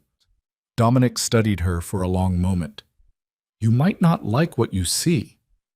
I already don't like what I've seen. But ignorance isn't protection, it's vulnerability. He seemed to wrestle with the decision. Then he pulled out a thick file folder, set it on the desk between them. This is everything. Financial records, operation details, the full organizational structure. Including the parts I'm still running that aren't exactly legal. Lena opened the folder. Pages of data, names, transactions that painted a picture far more complex than she'd imagined. There's still smuggling, she said, reading through one section. Luxury goods, avoiding import duties. Yes, I'm phasing it out, but it's not gone yet. And this, she pointed to another page, this is money laundering. Through legitimate businesses. Again, transitioning away, but it's a process. Lena kept reading, her stomach churning. Gambling operations, protection rackets disguised as security services, political contributions that looked suspiciously like bribes. You said you'd cut enforcement actions by 60%. I did. 5 years ago, I was running twice this amount of questionable activity. She looked up at him. You're proud of that? I'm realistic about that. Dominic leaned back. Rome wasn't built in a day, and criminal empires don't transform overnight. But the trajectory is clear. Less illegal revenue every year, more legitimate operations replacing them. How long until it's all legitimate? At current pace? 8 to 10 years, faster if the business school program teaches me better strategies. Lena closed the folder, her mind racing. This was the reality. Not a monster, but not a hero either. Just a man trying to climb out of a hole his father had dug, one business decision at a time. I want updates, she said. Monthly. Show me the progress, the setbacks, everything. You're serious? You want me to be a real partner in this? Then treat me like one. She stood. No more secrets, Dominic. Not about business, not about threats, not about anything that affects our family. There was that word again. Family. This time, neither of them flinched from it. Agreed, Dominic said. Complete transparency. Even when it's ugly? Especially then. Lena nodded, moved toward the door, then turned back. Thank you for showing me the truth. You're probably the first person who's ever thanked me for that. Maybe I'm the first person you've trusted with it. His expression suggested she might be right. That night, Lena lay awake thinking about trust and truth and the complicated mathematics of building a life with someone fundamentally different from yourself. She'd entered this arrangement believing she could stay separate, maintain moral high ground while accepting Dominic's protection. But protection and complicity were two sides of the same coin. The money in her accounts came from those questionable operations. The security keeping Maya safe was funded by activities she'd once condemned. Her comfortable life was built on a foundation that wasn't entirely legal. She could judge Dominic for his choices. Or she could acknowledge her own. The latter felt more honest. Down the hall, she heard Maya crying. Before she could get up, she heard Dominic's door open, his soft footsteps heading to the nursery. She found him there 5 minutes later, swaying gently with their daughter against his chest, singing something in Italian that sounded like a lullaby. I've got her, Lena said softly. So do I. But he transferred Maya to her arms anyway. She just needed a moment. They stood together in the quiet nursery, both holding their daughter, both protecting the small life they'd created from a complicated world. I applied to the business program, Lena said, the executive MBA. If I get in, I start in January. Dominic's smile was genuine. You'll get in. You sound confident. You're brilliant, Lena. Anyone who spends 5 minutes with you can see that. The compliment settled warm in her chest. We'll both be in school then. 2 parents getting MBAs while raising an infant. That's ambitious. We've survived worse odds.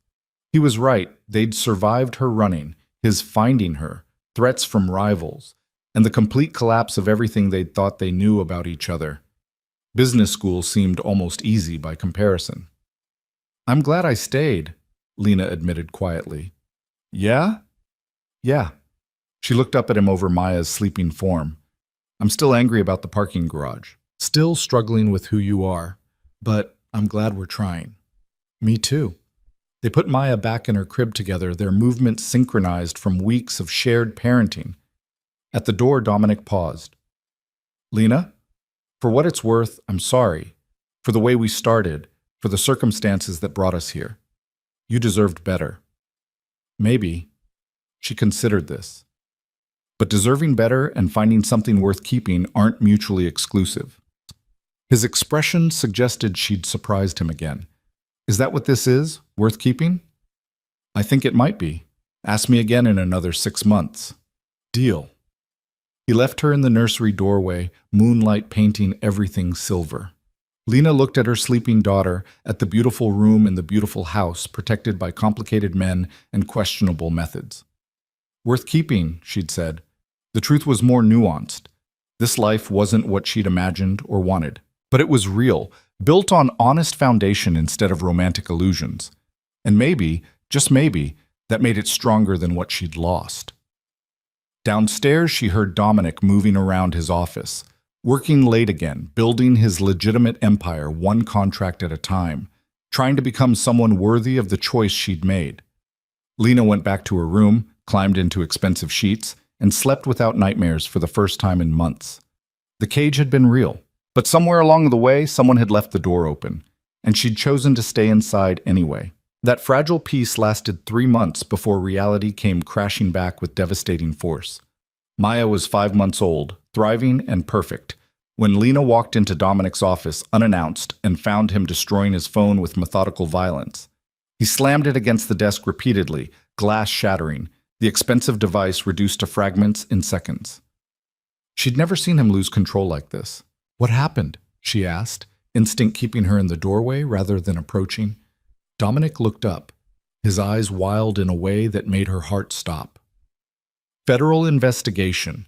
They've got wiretaps, financial records, witness testimony, 3 years of surveillance I didn't know about." The words felt like they were coming from underwater. "They're coming after you?" "They're coming after everyone. Me, Vincent, half the families in Chicago." He swept the phone fragments off his desk. Someone flipped, someone high up, and now it's all unraveling. Lena's mind raced through implications. What does that mean for us? It means everything I've been building, all the legitimate transition, might not matter. Dominic moved to the window, his shoulders rigid. They have evidence from before I started restructuring, enough to put me away for 20 years. 20 years. Maya would be an adult before he got out. Can you fight it? I have lawyers scrambling right now. But Lena. He turned to face her. This is bad. Really bad. And it gets worse. Her stomach dropped. How? They know about you. About Maya. He pulled out a different phone, showed her a legal document. You're listed as a person of interest. They want to question you about my activities, my finances, anything you might know. Lena read the subpoena with growing horror. Her name, her real name, Lena Carter, printed in official government documentation requesting her testimony before a grand jury. I don't know anything about your illegal operations. They don't care. They'll ask anyway, put you under oath, and if you refuse to answer, they can charge you with obstruction. That's insane. That's federal prosecution. Dominic's voice was flat. They're building a RICO case. Racketeering. They'll use every tool they have, including threatening the people close to targets. Lena sank into his desk chair, her legs suddenly unsteady. So what do we do? My lawyers are trying to negotiate immunity for you, argue that you had no knowledge of illegal activities, that you're just an innocent party caught in the crossfire. Which is basically true. Is it? Dominic's laugh was bitter. You've been living here for months, accepting money from my accounts. You've sat in on business meetings, reviewed financial records. A good prosecutor could argue you knew exactly what was happening. The implications hit her like a physical blow. She'd thought transparency meant protection. Instead, it had made her complicit. I could go to prison. The words came out as a whisper. Not if I can prevent it. Dominic crossed to her, knelt so they were eye level. Listen to me. I will do whatever it takes to keep you and Maya safe. If that means taking full responsibility, if that means pleading guilty to things I didn't do, I'll do it. You can't. I absolutely can. His intensity was almost frightening. You were right when you said you deserved better than my world. This is proof, and I won't let my choices destroy your life. Lena wanted to argue, but the fear was overwhelming. She thought of Maya sleeping upstairs, completely innocent, completely vulnerable. What happened to babies when both parents went to prison? I need to think, she said shakily. Take all the time you need. But Lena, don't talk to anyone about this without my lawyers present. Not your friends, not random phone calls, nobody. The feds could be recording anything. The paranoia that suggestion induced was suffocating. Her entire world had become a potential threat. She spent the afternoon in Maya's nursery, holding her daughter while trying to process the new reality. Everything they'd built, the careful trust, the tentative partnership, the hope that maybe they could make this work, all of it was crumbling. Margaret found her there at dinner time. Mr. Moretti asked me to bring you something to eat. You haven't left this room in hours. I'm not hungry. Nevertheless, Margaret set down a tray with soup and bread. And he wanted me to tell you that his legal team will be here tomorrow morning to discuss options. Options. As if there were good choices in any of this. Margaret? Lena looked up at the older woman who'd become unexpectedly important in her life. Did you know? About the illegal operations? Margaret's expression was carefully neutral. I've worked for Mr. Moretti for 8 years. I know what I need to know. That's not an answer. It's the only answer I can give. She moved toward the door, then paused. For what it's worth, he's a better man than his father, and he's trying to be better still. That counts for something. After Margaret left, Lena fed Maya and tried to imagine explaining to her daughter someday why Mommy had made such catastrophic choices. Tried to find words that would make any of this make sense. She couldn't. Dominic appeared in the doorway after Maya was asleep. He looked exhausted, aged years in a single afternoon. "Can we talk?" he asked quietly. They went to the living room, neutral territory. Lena curled into the corner of the expensive sofa while Dominic poured drinks they probably shouldn't have but desperately needed. "My lawyers presented 3 options," he said without preamble. "First option, we both cooperate fully. Tell them everything we know. In exchange, they'll recommend reduced sentences and you'd likely get probation rather than prison time. And you? 10 to 15 years probably, maybe less with good behavior." Lena's chest tightened. "What's the second option?" "I take full responsibility for everything. Plead guilty, testify that you had no knowledge or involvement. You walk away clean, but I'm looking at the full 20 years. "No." The word came out fierce. "You can't do that. Maya needs her father." "Maya needs at least one parent who's not in prison." Dominic met her eyes. "If we both go down, what happens to her? Foster care, the system?" The thought was unbearable, but so was the thought of him sacrificing everything. "What's the third option?" Dominic was quiet for a long moment. "We run. Tonight. I have resources they don't know about. Identities already prepared. We take Maya and disappear. South America, probably. Somewhere without extradition treaties." Lena stared at him. "You're serious?" "Completely. I have $50 million in untraceable accounts. Properties purchased under shell companies. Everything we'd need to start over. As fugitives.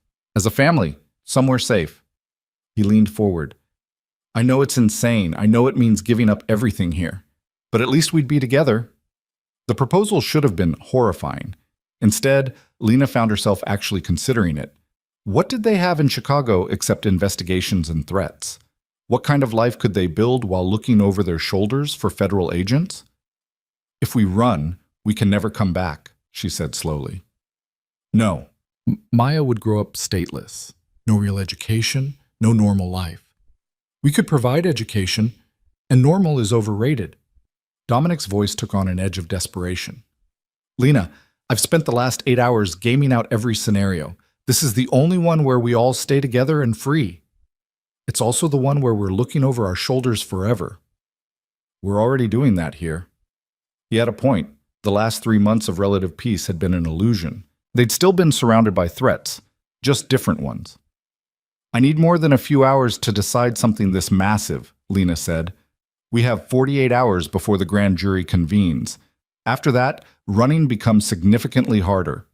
2 days to choose between prison, separation, or exile. The options were all terrible." "Let me sleep on it," she finally said. "Can you at least give me that?" Dominic nodded, defeated. "Of course. But Lena, whatever you decide, I'll support it. If you want to cooperate, testify against me, save yourself. I understand." "You'd let me testify against you?" "I'd do anything to keep you and Maya safe, even if it means losing everything else." The vulnerability in his admission broke something inside her chest. This man who'd built his identity on control and power was offering to surrender completely. For them. Lena didn't sleep that night. She lay in her expensive bed, listening to Maya's soft breathing through the baby monitor, and tried to find a path through the impossible. Every option meant loss. The question was what they could afford to lose. By dawn, she'd made her decision. She found Dominic in his office where he had apparently spent the night. Legal documents covered every surface, evidence of his own sleepless calculations. "I'm not testifying against you," she said without preamble. He looked up, surprised. "Lena, let me finish." She moved into the room, stood across the desk from him. "I'm also not running, and neither are you." "Then what?" "We fight. Together." Lena placed her hands flat on the desk. "You said you have the best lawyers in Chicago. We use them. We challenge every piece of evidence, every witness. We make them prove their case beyond reasonable doubt. That could take years, and we might still lose. Then we lose together." She met his gaze steadily. But we don't run, and we don't surrender. Maya deserves parents who fight for their family. Dominic stood slowly. This could destroy everything. Everything's already destroyed. This way we at least go down swinging. Something shifted in his expression. Hope, maybe. Or respect. You're sure about this? No, but I'm sure I'm not abandoning you to face this alone. Lena moved around the desk. You said you wanted to become someone worthy of what I deserve. Well, this is your chance. Fight this the right way. No bribes, no threats, no backroom deals. Just excellent legal defense and the truth. The truth is I'm guilty of most of what they're alleging. The truth is you've been trying to change. That has to count for something. Dominic pulled her into a sudden embrace, his arms wrapping around her with desperate intensity. Lena let herself lean into him, let herself take comfort in his solid presence. They stood like that for a long moment, holding each other against the storm. Okay, Dominic said finally. We fight, but on one condition. What? If it goes badly, if it looks like you're actually going to be charged, you take Maya and run without me. Use the resources I've set aside. Don't sacrifice yourself trying to save me. Lena pulled back to look at him. That's not a condition I can agree to. Then we're at an impasse. Fine. We'll argue about it later. Right now, call your lawyers. Tell them we're fighting this properly. The legal team descended on the estate by noon.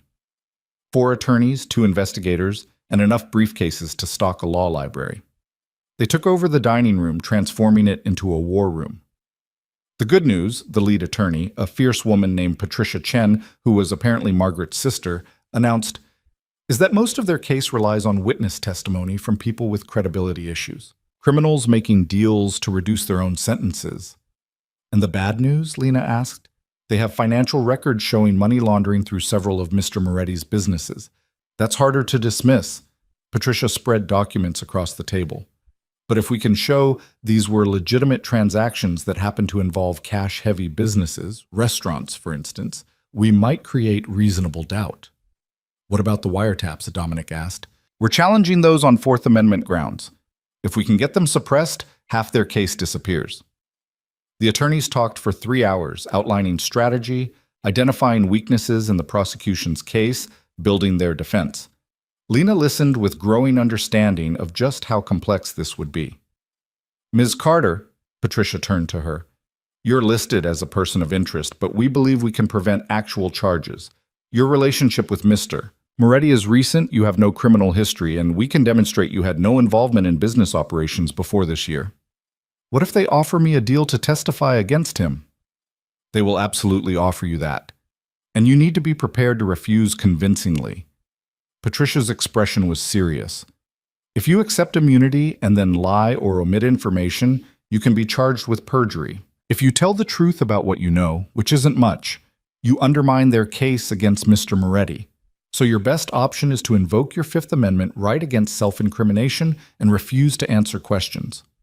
Won't that make me look guilty? It makes you look smart, and it prevents you from accidentally saying something that could be used against either of you. The legal strategy was sound, but Lena couldn't shake the feeling they were building a defense on technicalities rather than innocence. Patricia, she said carefully, what are our actual chances? The attorney was quiet for a moment. If I'm being honest, 50-50. Federal prosecutors have a 95% conviction rate for a reason. They don't bring cases they can't win. But this case has vulnerabilities.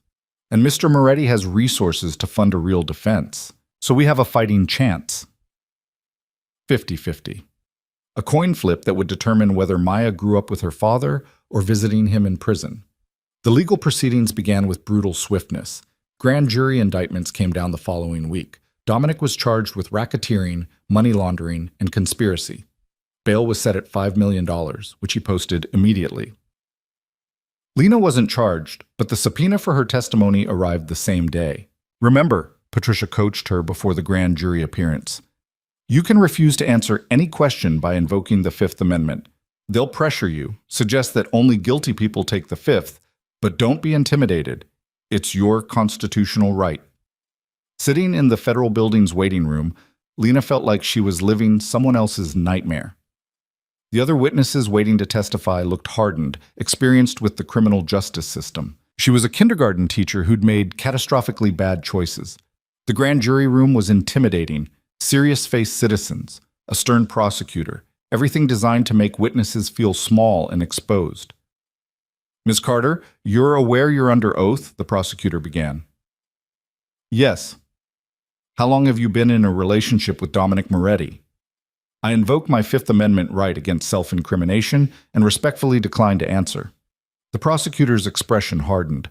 Ms. Carter, you're not currently charged with any crime. You have nothing to fear from answering. Nevertheless, I invoke my Fifth Amendment rights. Are you aware that Mr. Moretti runs illegal gambling operations? I invoke my Fifth Amendment rights. Have you received money from Mr. Moretti that you knew came from illegal activities? I invoke my Fifth Amendment rights. It went on for 45 minutes. Every question met with the same response. The prosecutor grew increasingly frustrated, the grand jurors increasingly skeptical. But Patricia had been right. They couldn't force her to answer. When she finally left the federal building, Dominic was waiting outside despite his lawyer's advice to stay away. How bad? He asked. I didn't give them anything. Lena was shaking from adrenaline. But they're going to paint me as complicit anyway. We'll deal with it. He guided her to the waiting car, security flanking them. You did exactly right. Back at the estate, reality set in. The indictment was public now. News coverage showed Dominic's photo alongside allegations of organized crime. Reporters camped outside the gates. Lena's former teaching colleagues were being contacted for comments. Her old life was being dissected and destroyed in real time. I'm toxic, she said that evening, scrolling through news articles on her phone. Every school I've worked at, every reference I had, it's all tainted now. I'm sorry. Dominic sat beside her on the sofa. This is exactly what I wanted to prevent. Well, prevention failed. Now we deal with consequences. Margaret appeared with dinner neither of them wanted. The press will move on eventually, they always do. Not before they've thoroughly ruined my reputation. Lena set down her phone. I'll never teach again. No school will hire someone associated with a federal racketeering case. Then you do something else, Dominic said quietly. Business school, remember? You were planning to apply. That was before all this. So what? You're still brilliant, still capable. He took her hand. Don't let them take your future because of my past. Lena wanted to argue, but exhaustion was winning. The investigation, the testimony, the constant stress, it was all too much. I need to check on Maya, she said, escaping to the nursery. Their daughter was sleeping peacefully, completely unaware that her entire world was imploding around her. Lena sat in the rocking chair watching Maya's chest rise and fall and tried to find strength she wasn't sure she possessed. The trial date was set for 6 months out. 6 months of legal preparation, media scrutiny, and living under investigation. 6 months of watching Dominic's legitimate businesses suffer as partners pulled out, investors got nervous, employees jumped ship. The empire he'd been trying to build was collapsing in slow motion. We could still run, Dominic said one night, 3 months into the pretrial proceedings. I have everything ready. We could be in Argentina in 12 hours. Lena looked up from the legal documents she'd been reviewing. I thought we agreed to fight. That was before I watched this destroy you. He gestured at the papers spread across their dining room table. You haven't slept properly in weeks. You've lost weight. You barely smile anymore. I'm managing. You're drowning. Dominic sat beside her. And I'm the anchor pulling you under. Don't be dramatic. I'm being realistic. He turned her face toward him gently. Lena, I love you. And I can't keep watching this break you. The words stopped her heart. In all these months, through everything, he'd never said those words. You love me? She whispered. Of course I love you. I've loved you since that parking garage when you looked at me with absolute horror and I realized I'd just destroyed the best thing in my life. His thumb brushed across her cheek. I've been trying to earn you back ever since. Tears she'd been holding back for months finally spilled over. You can't just say that now. When should I say it? When I'm in prison? When it's too late? Dominic pulled her into his arms. I should have said it months ago. Should have told you every day that you're the reason I'm trying to change. Lena clung to him, years of fear and stress and complicated feelings pouring out in broken sobs. He held her through it, solid and steady, the man she'd somehow fallen for despite every reason not to. "I love you too," she finally managed, "and I hate that I do because it makes everything harder." "Yeah." His laugh was watery. "Love is inconvenient like that."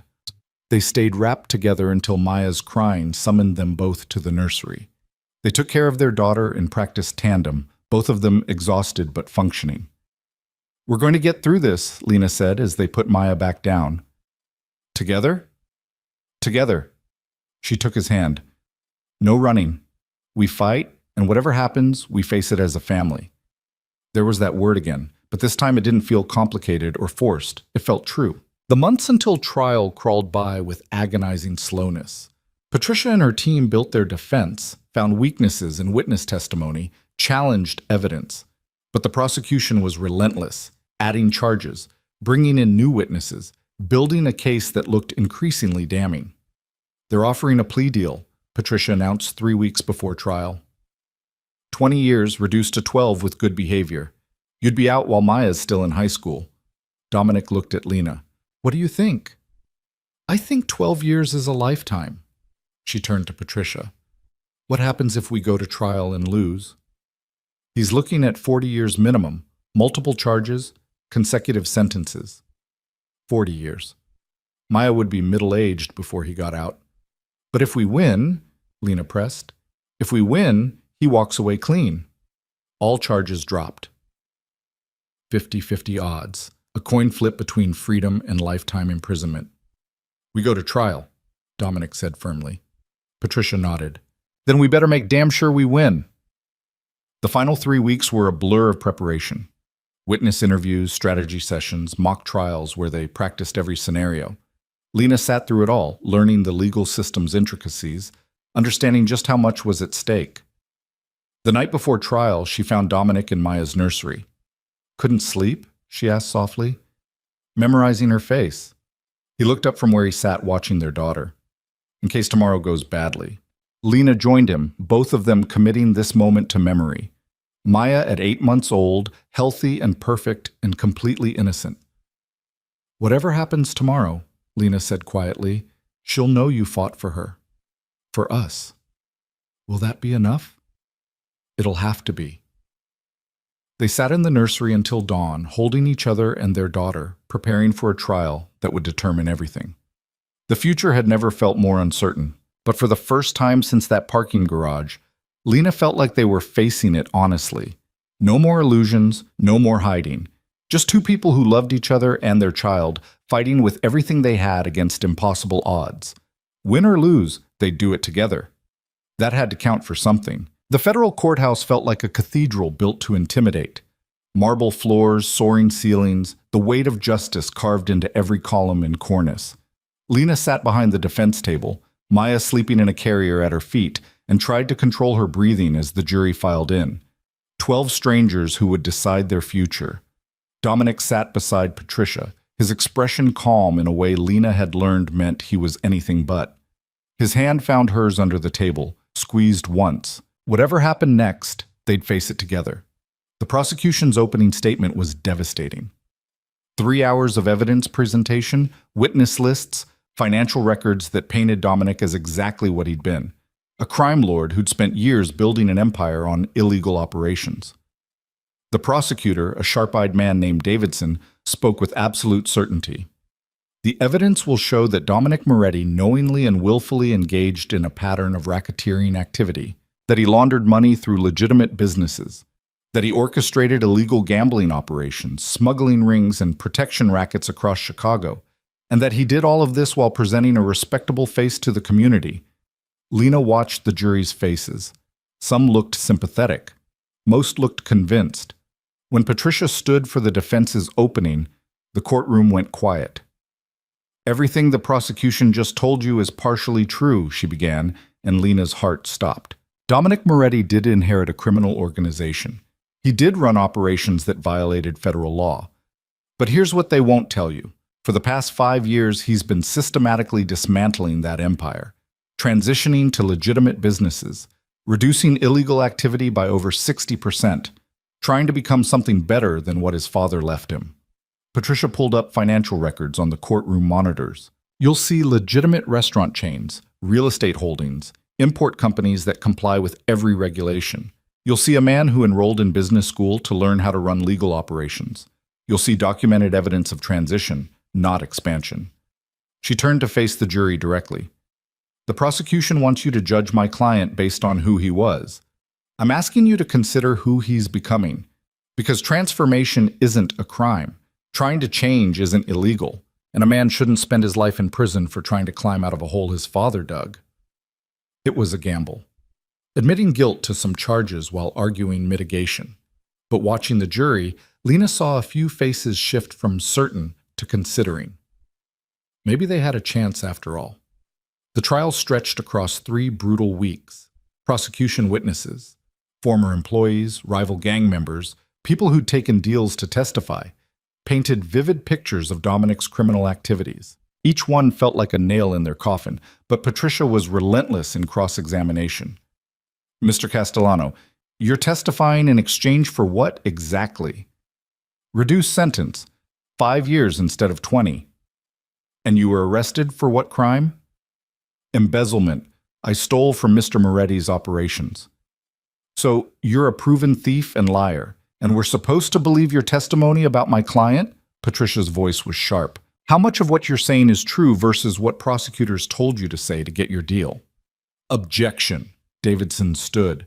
Counsel is impugning the witness. Sustained. Ms. Chen, rephrase. But the damage was done. The jury had seen the weakness in the testimony. It went like that for days.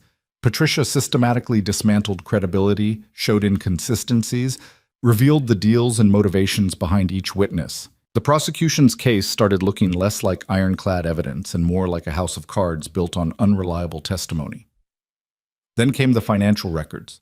Davidson spent 2 days walking forensic accountants through money trails, showing how cash from illegal operations moved through Dominic's legitimate businesses. It was damning, technical, and impossible to dismiss. This exhibit shows $3 million flowing from unlicensed gambling operations into Moretti Restaurant Group accounts, Davidson explained, laundered through what appeared to be legitimate sales. The numbers didn't lie.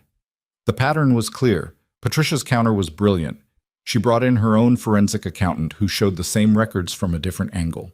Yes, cash came into these accounts. But look at what happened next. It was reported to the IRS, taxes were paid, everything was documented.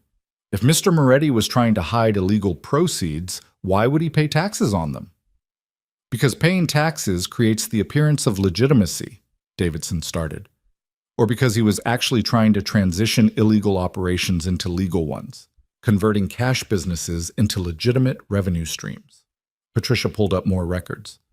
You can see the pattern over 5 years. Illegal revenue decreasing annually, legitimate revenue increasing. This isn't money laundering, it's business transformation. The jury looked confused now, which was better than convinced of guilt. Halfway through week 2, the prosecution called their star witness, Vincent Calabrese. Lena's blood ran cold as Vincent took the stand. The man who'd threatened her and Maya, now testifying against Dominic in exchange for immunity. Mr. Calabrese, how long have you known the defendant? About 15 years. We came up in the same world. And can you describe Mr. Moretti's role in Chicago's organized crime? He runs the North Side, controls gambling, smuggling, protection. His father built it, Dominic expanded it. Davidson walked Vincent through years of criminal activity, each answer more damaging than the last. Dominic's face remained impassive, but Lena could feel the tension radiating from him. Then Patricia stood for cross-examination. Mr. Calabrese, you're testifying under an immunity agreement, correct? Yes. An immunity agreement for what crimes specifically? Vincent shifted uncomfortably. Similar charges, racketeering, money laundering. So you did everything you're accusing my client of doing. I never said I was innocent. No, you just said whatever prosecutors told you to say to avoid prison. Patricia moved closer. Isn't it true that you and Mr. Moretti were business partners until recently? We had some joint ventures. Joint ventures that you sabotaged when you felt he was transitioning away from illegal operations too quickly. Objection, speculation. I'll rephrase. Mr. Calabrese, did you or did you not send armed men to threaten Mrs. Carter and Mr. Moretti's infant daughter? Vincent's face flushed. That's not… I never… Yes or no? Did you threaten a woman and a baby to pressure my client? Davidson was on his feet. Your Honor, this is outside the scope. It goes to witness credibility, Patricia countered. If Mr. Calabrese is willing to threaten an infant, he's willing to lie under oath. The judge considered. I'll allow it. Answer the question, Mr. Calabrese. Vincent glared at Patricia. I sent a message. That's how business works. A message involving a photograph of a newborn baby and explicit threats.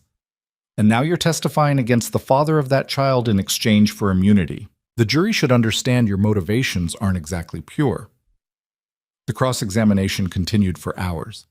By the end, Vincent looked less like a credible witness and more like a criminal cutting any deal necessary to save himself. But the prosecution still had the financial records, still had the pattern of illegal activity. As week 3 began, Patricia made a risky decision. The defense calls Dominic Moretti. Lena's heart stopped. They'd debated this for weeks. Putting Dominic on the stand meant exposing him to Davidson's cross-examination, but it also meant letting the jury hear directly from him. Dominic took the oath, settled into the witness chair, and met Patricia's eyes with quiet resolve. Mr. Moretti, did you inherit a criminal organization from your father? Yes. Did you run illegal operations for several years? Yes. Murmurs rippled through the courtroom. Lena held her breath. And why are you admitting this? Dominic looked at the jury. Because it's true. My father built an empire on violence and illegal activity. When he died, I was 16 years old. I had 2 choices. Let everything collapse, which would have gotten people killed, or take over and try to manage it. I chose management. What happened next? I spent years learning the business. And the more I learned, the more I hated it. His voice was steady. The violence, the fear, the constant threat.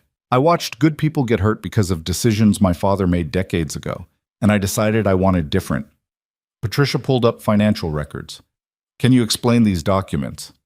That's my transition plan. 5 years ago, I started moving operations toward legitimate businesses, reducing illegal activity, investing in legal enterprises. It's not fast. You can't dismantle a criminal empire overnight without people getting killed. But every year there's less illegal revenue and more legitimate income.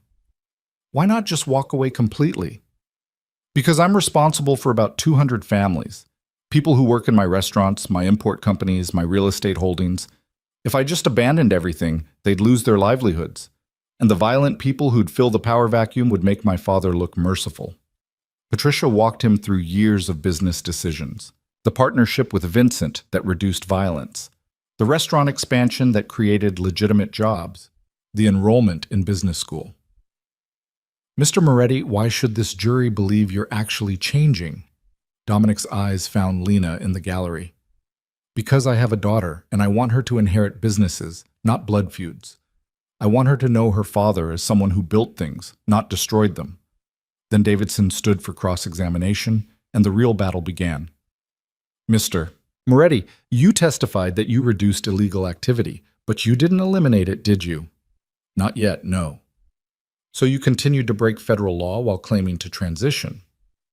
I continued to manage operations that were illegal while working to replace them with legal alternatives. That's a convenient distinction. Davidson pulled up different records. These show illegal gambling revenue from just 8 months ago. Yes. Operations I was in the process of shutting down. Process. That's a useful word, isn't it? You can claim to be in process indefinitely while continuing to profit from crime. If I shut everything down at once, 20 competitors would rush in. More violence, more victims. I'm doing this strategically to minimize harm. Davidson spent 3 hours attacking every answer, every justification. But Dominic never wavered, never lost his composure. He admitted his crimes while explaining his choices, acknowledged his guilt while demonstrating his effort to change. By the end of the cross-examination, the jury looked torn, which was exactly where Patricia wanted them.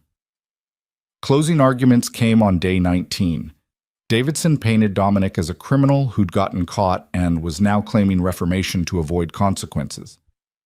Don't be fooled by talk of transition and change. The evidence shows systematic illegal activity continuing right up until his arrest. A criminal doesn't stop being a criminal just because he enrolls in business school. Patricia's closing was passionate. My client isn't claiming to be innocent. He's claiming to be trying.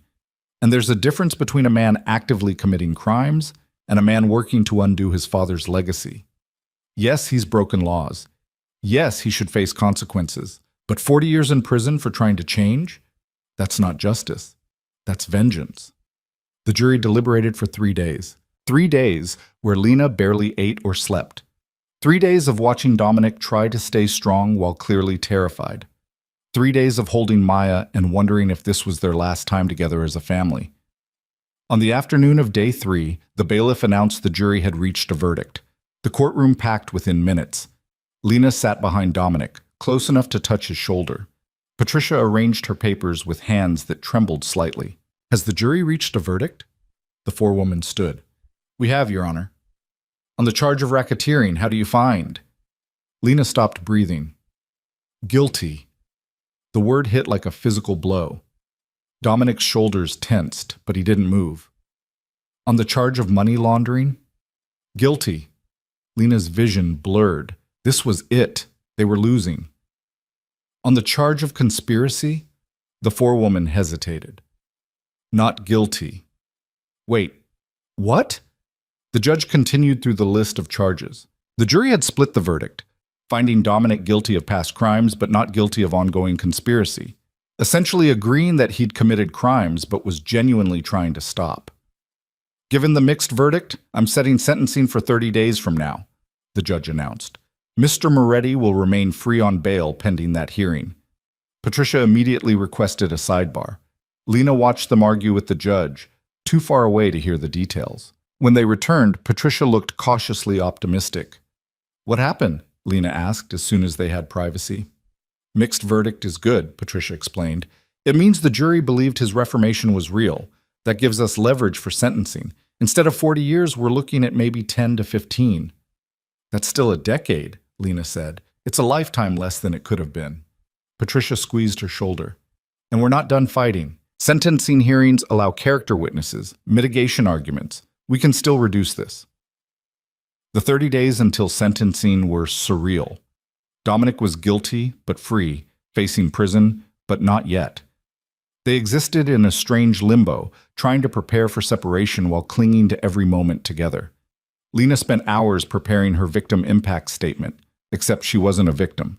She was a partner, a co-parent, someone whose life was entangled with his. I don't know what to say, she confessed one evening. How do I explain us to a judge?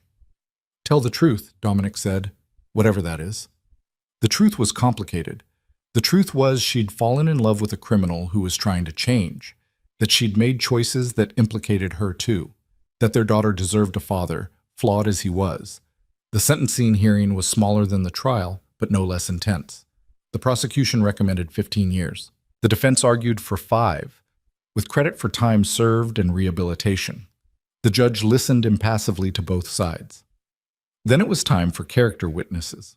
Margaret testified about Dominic's transformation, the legitimate businesses he'd built. Former employees spoke about the jobs he'd created, the families he'd supported. Even Vincent's former partner, who had no immunity deal, testified that Dominic had prevented violence more often than he'd caused it. Finally, the judge called Lena. She stood on shaking legs, approached the witness stand, and swore to tell the truth. Ms. Carter, you're here voluntarily? Yes, Your Honor. Tell me about your relationship with the defendant. Lena took a breath. I met Dominic 18 months ago. I thought he was a businessman. I fell in love with who I thought he was. Then I discovered the truth. How did that discovery occur? I witnessed him order someone's execution. I was pregnant, and I ran. I spent 7 months hiding before he found me. The judge's expression sharpened. He found you? He'd been protecting me the entire time. I thought I was free, but he'd stationed security around me, paid my bills anonymously, made sure I was safe. Lena met the judge's eyes. I could have hated him for that. Part of me did. But when my daughter was born prematurely and I was vulnerable, he gave me a choice. Come back to Chicago where he could protect us properly, or refuse and try to survive alone. You chose to return. I chose survival, but I stayed for different reasons. Lena's voice steadied. I stayed because I watched him try to change. I reviewed his financial records, saw the transition from illegal to legitimate operations. I watched him enroll in business school, partner with former rivals to reduce violence, rebuild his empire into something that could exist in daylight. You're asking for leniency. I'm asking for recognition that change is possible, that a man who inherits darkness at 16 shouldn't be condemned forever for trying to find light. Lena's throat tightened. Our daughter is 8 months old. She deserves to know her father, and he deserves the chance to become the man he's trying to be. The judge was quiet for a moment. Thank you, Ms. Carter. You may step down. Dominic spoke last, his statement brief and direct. Your Honor, I'm guilty of everything the jury convicted me of. I don't deny my crimes or try to minimize them, but I'm trying to change. And I'm asking for the opportunity to continue that transformation outside of prison, where I can support my daughter and complete the legitimate transition I started. The judge took a recess to consider, 2 hours that felt like years. When they reconvened, Lena held her breath. Mr. Moretti, you've been convicted of serious federal crimes. Crimes that typically carry substantial prison sentences. The prosecution is recommending 15 years. The defense is requesting 5. Dominic stood motionless. However, I've reviewed the evidence of your rehabilitation efforts. The financial records showing systematic transition toward legitimate business. The testimony of employees whose lives improved under your management. And most importantly, the jury's mixed verdict suggesting they believed your reformation was genuine. The judge paused. I'm sentencing you to 8 years in federal prison, with credit for time served and possibility of parole after 5 years if you maintain good behavior and continue demonstrating rehabilitation. 8 years. Not the 40 they'd feared, not the 5 they'd hoped for. Somewhere in between. Additionally, the judge continued, I'm recommending you be placed in a minimum security facility that allows family visitation. Your daughter should know her father, even under these circumstances. Dominic's shoulders sagged with relief. Thank you, Your Honor. Don't thank me. Earn this leniency by continuing the transformation you started. Prove that the court's faith in your rehabilitation wasn't misplaced. As the bailiff led Dominic away to begin processing, he looked back at Lena one last time. She tried to smile, tried to show strength. They'd survived. Not unscathed, but intact. 8 years wasn't forever. The first year was the hardest. Learning to parent alone, to manage the estate's operations, to navigate a world without Dominic's daily presence. But he'd been right about the minimum security facility. Visitation was every weekend, video calls twice a week. Maya got to know her father through glass and screens, laughing at his silly faces, reaching for him through barriers. Lena enrolled in the business school program Dominic had started, used his business contacts to continue the legitimate transition, closing the last illegal operations and replacing them with legal ventures.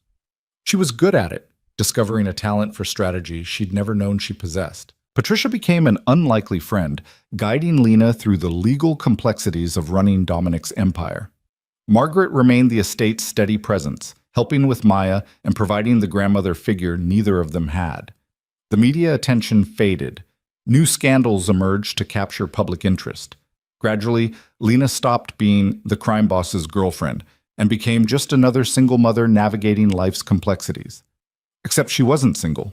She was waiting. Dominic thrived in prison in ways that surprised everyone.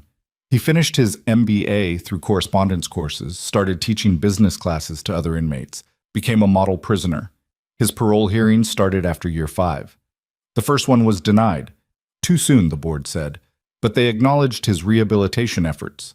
The second hearing, 6 months later, went differently. Lena testified again, this time about the businesses they'd built, the legitimate empire that now employed over 1,000 people. About Maya, now 6 years old, who wrote letters to her daddy and counted days until he came home. Mr. Moretti has demonstrated exceptional rehabilitation, the parole board chairman said. His business program has helped dozens of inmates prepare for legitimate employment post-release. He's maintained perfect conduct for 5.5 years, and the criminal organization he once ran has been completely transformed into legal operations. They granted parole effective in 30 days.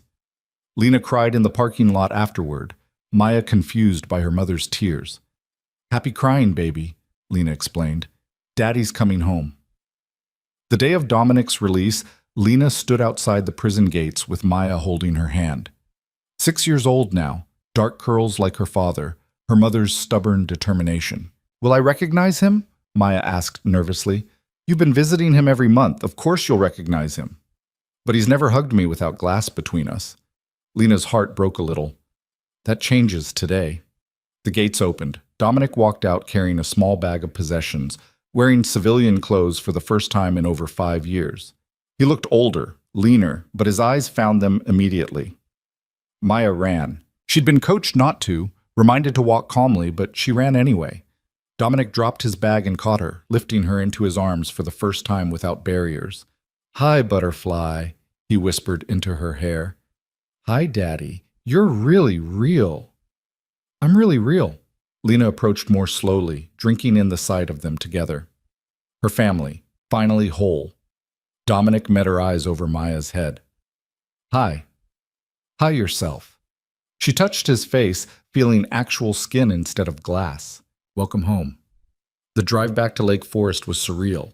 Maya chattered non-stop, showing Dominic drawings she'd made, telling him about school and friends and everything he'd missed. He listened with rapt attention, his hand never leaving Lena's.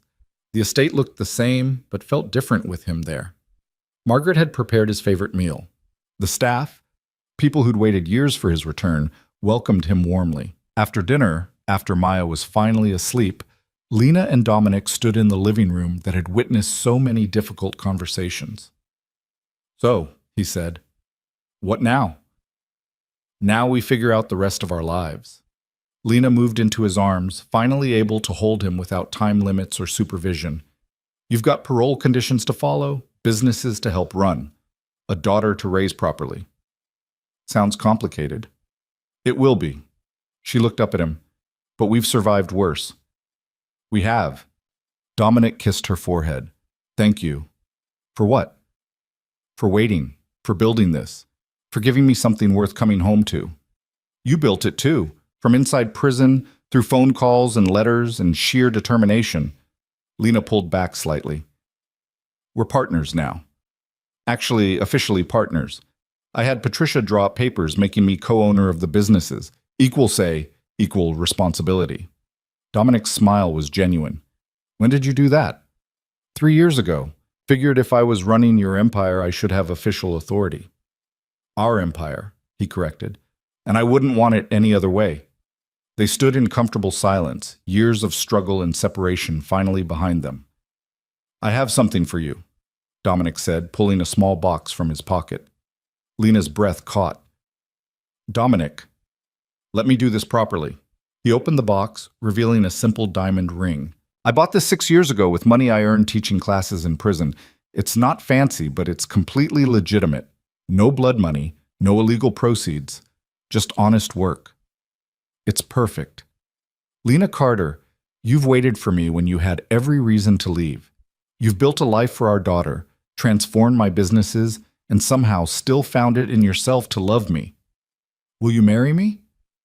She'd known this was coming, had anticipated it for years, but hearing the actual question still made her heart race. Yes, she said, but on one condition. Name it. We do this right.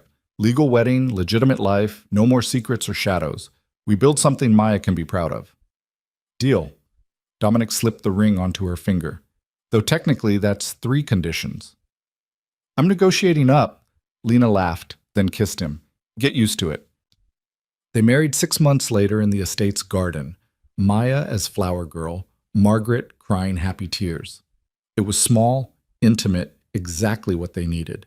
No press, no spectacle, just family and the few friends who'd stood by them through everything. Patricia officiated, her legal expertise extending to minister credentials. Do you, Dominic Moretti, take Lena Carter to be your lawfully wedded wife? I do. Do you, Lena Carter, take Dominic Moretti to be your lawfully wedded husband? Lena looked at the man she'd run from, returned to, fought beside. The father of her child, the partner in her businesses, the person who'd transformed himself from what he'd inherited into what he'd chosen to become. I do. Then by the power vested in me by the state of Illinois, and several federal agencies who need this to be extremely legal, I pronounce you husband and wife. The kiss was long and earned and worth every difficult moment that had led to it. Maya cheered. Finally, I've been waiting forever. You're 6, Lena laughed. That's forever in kid years. The reception was relaxed, full of laughter and hope. Dominic's parole officer even stopped by briefly to verify he was following conditions, then stayed for cake because Margaret's baking was legendary. As evening fell and guests departed, Lena found Dominic watching Maya play with the flower petals in the garden. What are you thinking? She asked. That I'm the luckiest man alive. He pulled her close. I thought that parking garage was the end. Turned out it was just the beginning. Of what? Everything that matters. He gestured at Maya, at the estate, at the life they'd built from ruins. I spent so many years thinking I had to be what my father was. Turns out I could be something better. You're doing it, Lena said softly. Every day, you're choosing better. We're doing it, he corrected. I couldn't have done any of this without you. Maya ran up, grass stains on her flower girl dress, completely happy. Can we have cake for breakfast tomorrow? Absolutely not, Lena said.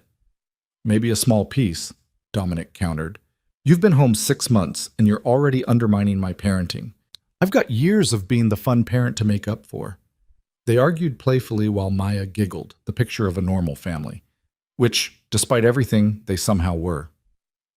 That night, after Maya was asleep and the house was quiet, Lena stood in the nursery that had witnessed so many difficult moments, the room where she'd made impossible decisions, where Dominic had held their daughter for the first time, where they'd both confronted what it meant to be parents in an imperfect world. Dominic found her there, wrapped his arms around her from behind.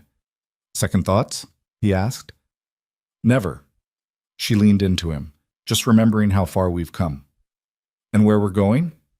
Wherever it is, we're going together.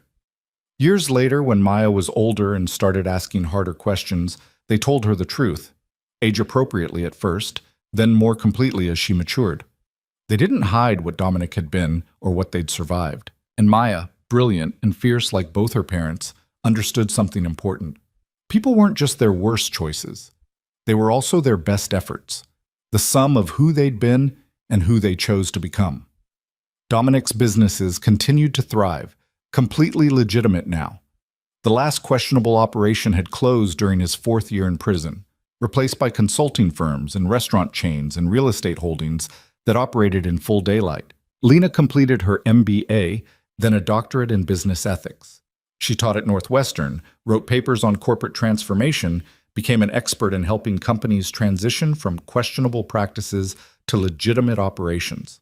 Together, they built something neither could have created alone. On Maya's 18th birthday, they sat her down in that same living room where so many critical conversations had happened. We have something for you, Dominic said, handing her a leather portfolio. Inside were documents establishing a foundation in her name, funded by the estate, dedicated to helping children of incarcerated parents maintain family connections and build stable futures. This is everything we learned, Lena explained, about second chances, about transformation, about how family can survive impossible circumstances. We want to help other families find their way through. Maya looked at the documents, then at her parents. This is perfect, but I have a condition. Of course you do, Dominic smiled. You're your mother's daughter. I want to run it, after college. Make this my career. Lena and Dominic exchanged glances.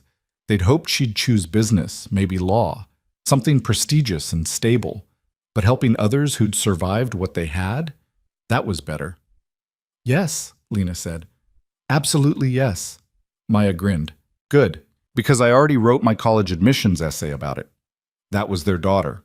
Always 3 steps ahead, planning futures while others worried about presents. She inherited the best of both of them. Years continued to pass. Dominic and Lena grew older together, navigating life's normal complications. Teenagers, college applications, business challenges that were blessedly legal and boring. They argued about finances and parenting strategies and whether to expand the foundation's reach. Normal couple things. On their 15th wedding anniversary, they returned to the estate's orchard where they'd first started negotiating their partnership. Remember when you demanded separate finances and a public identity? Dominic asked. Remember when you thought you could control everything through surveillance and protection? Lena countered. We were both idiots. Terrified idiots, she corrected. But we figured it out.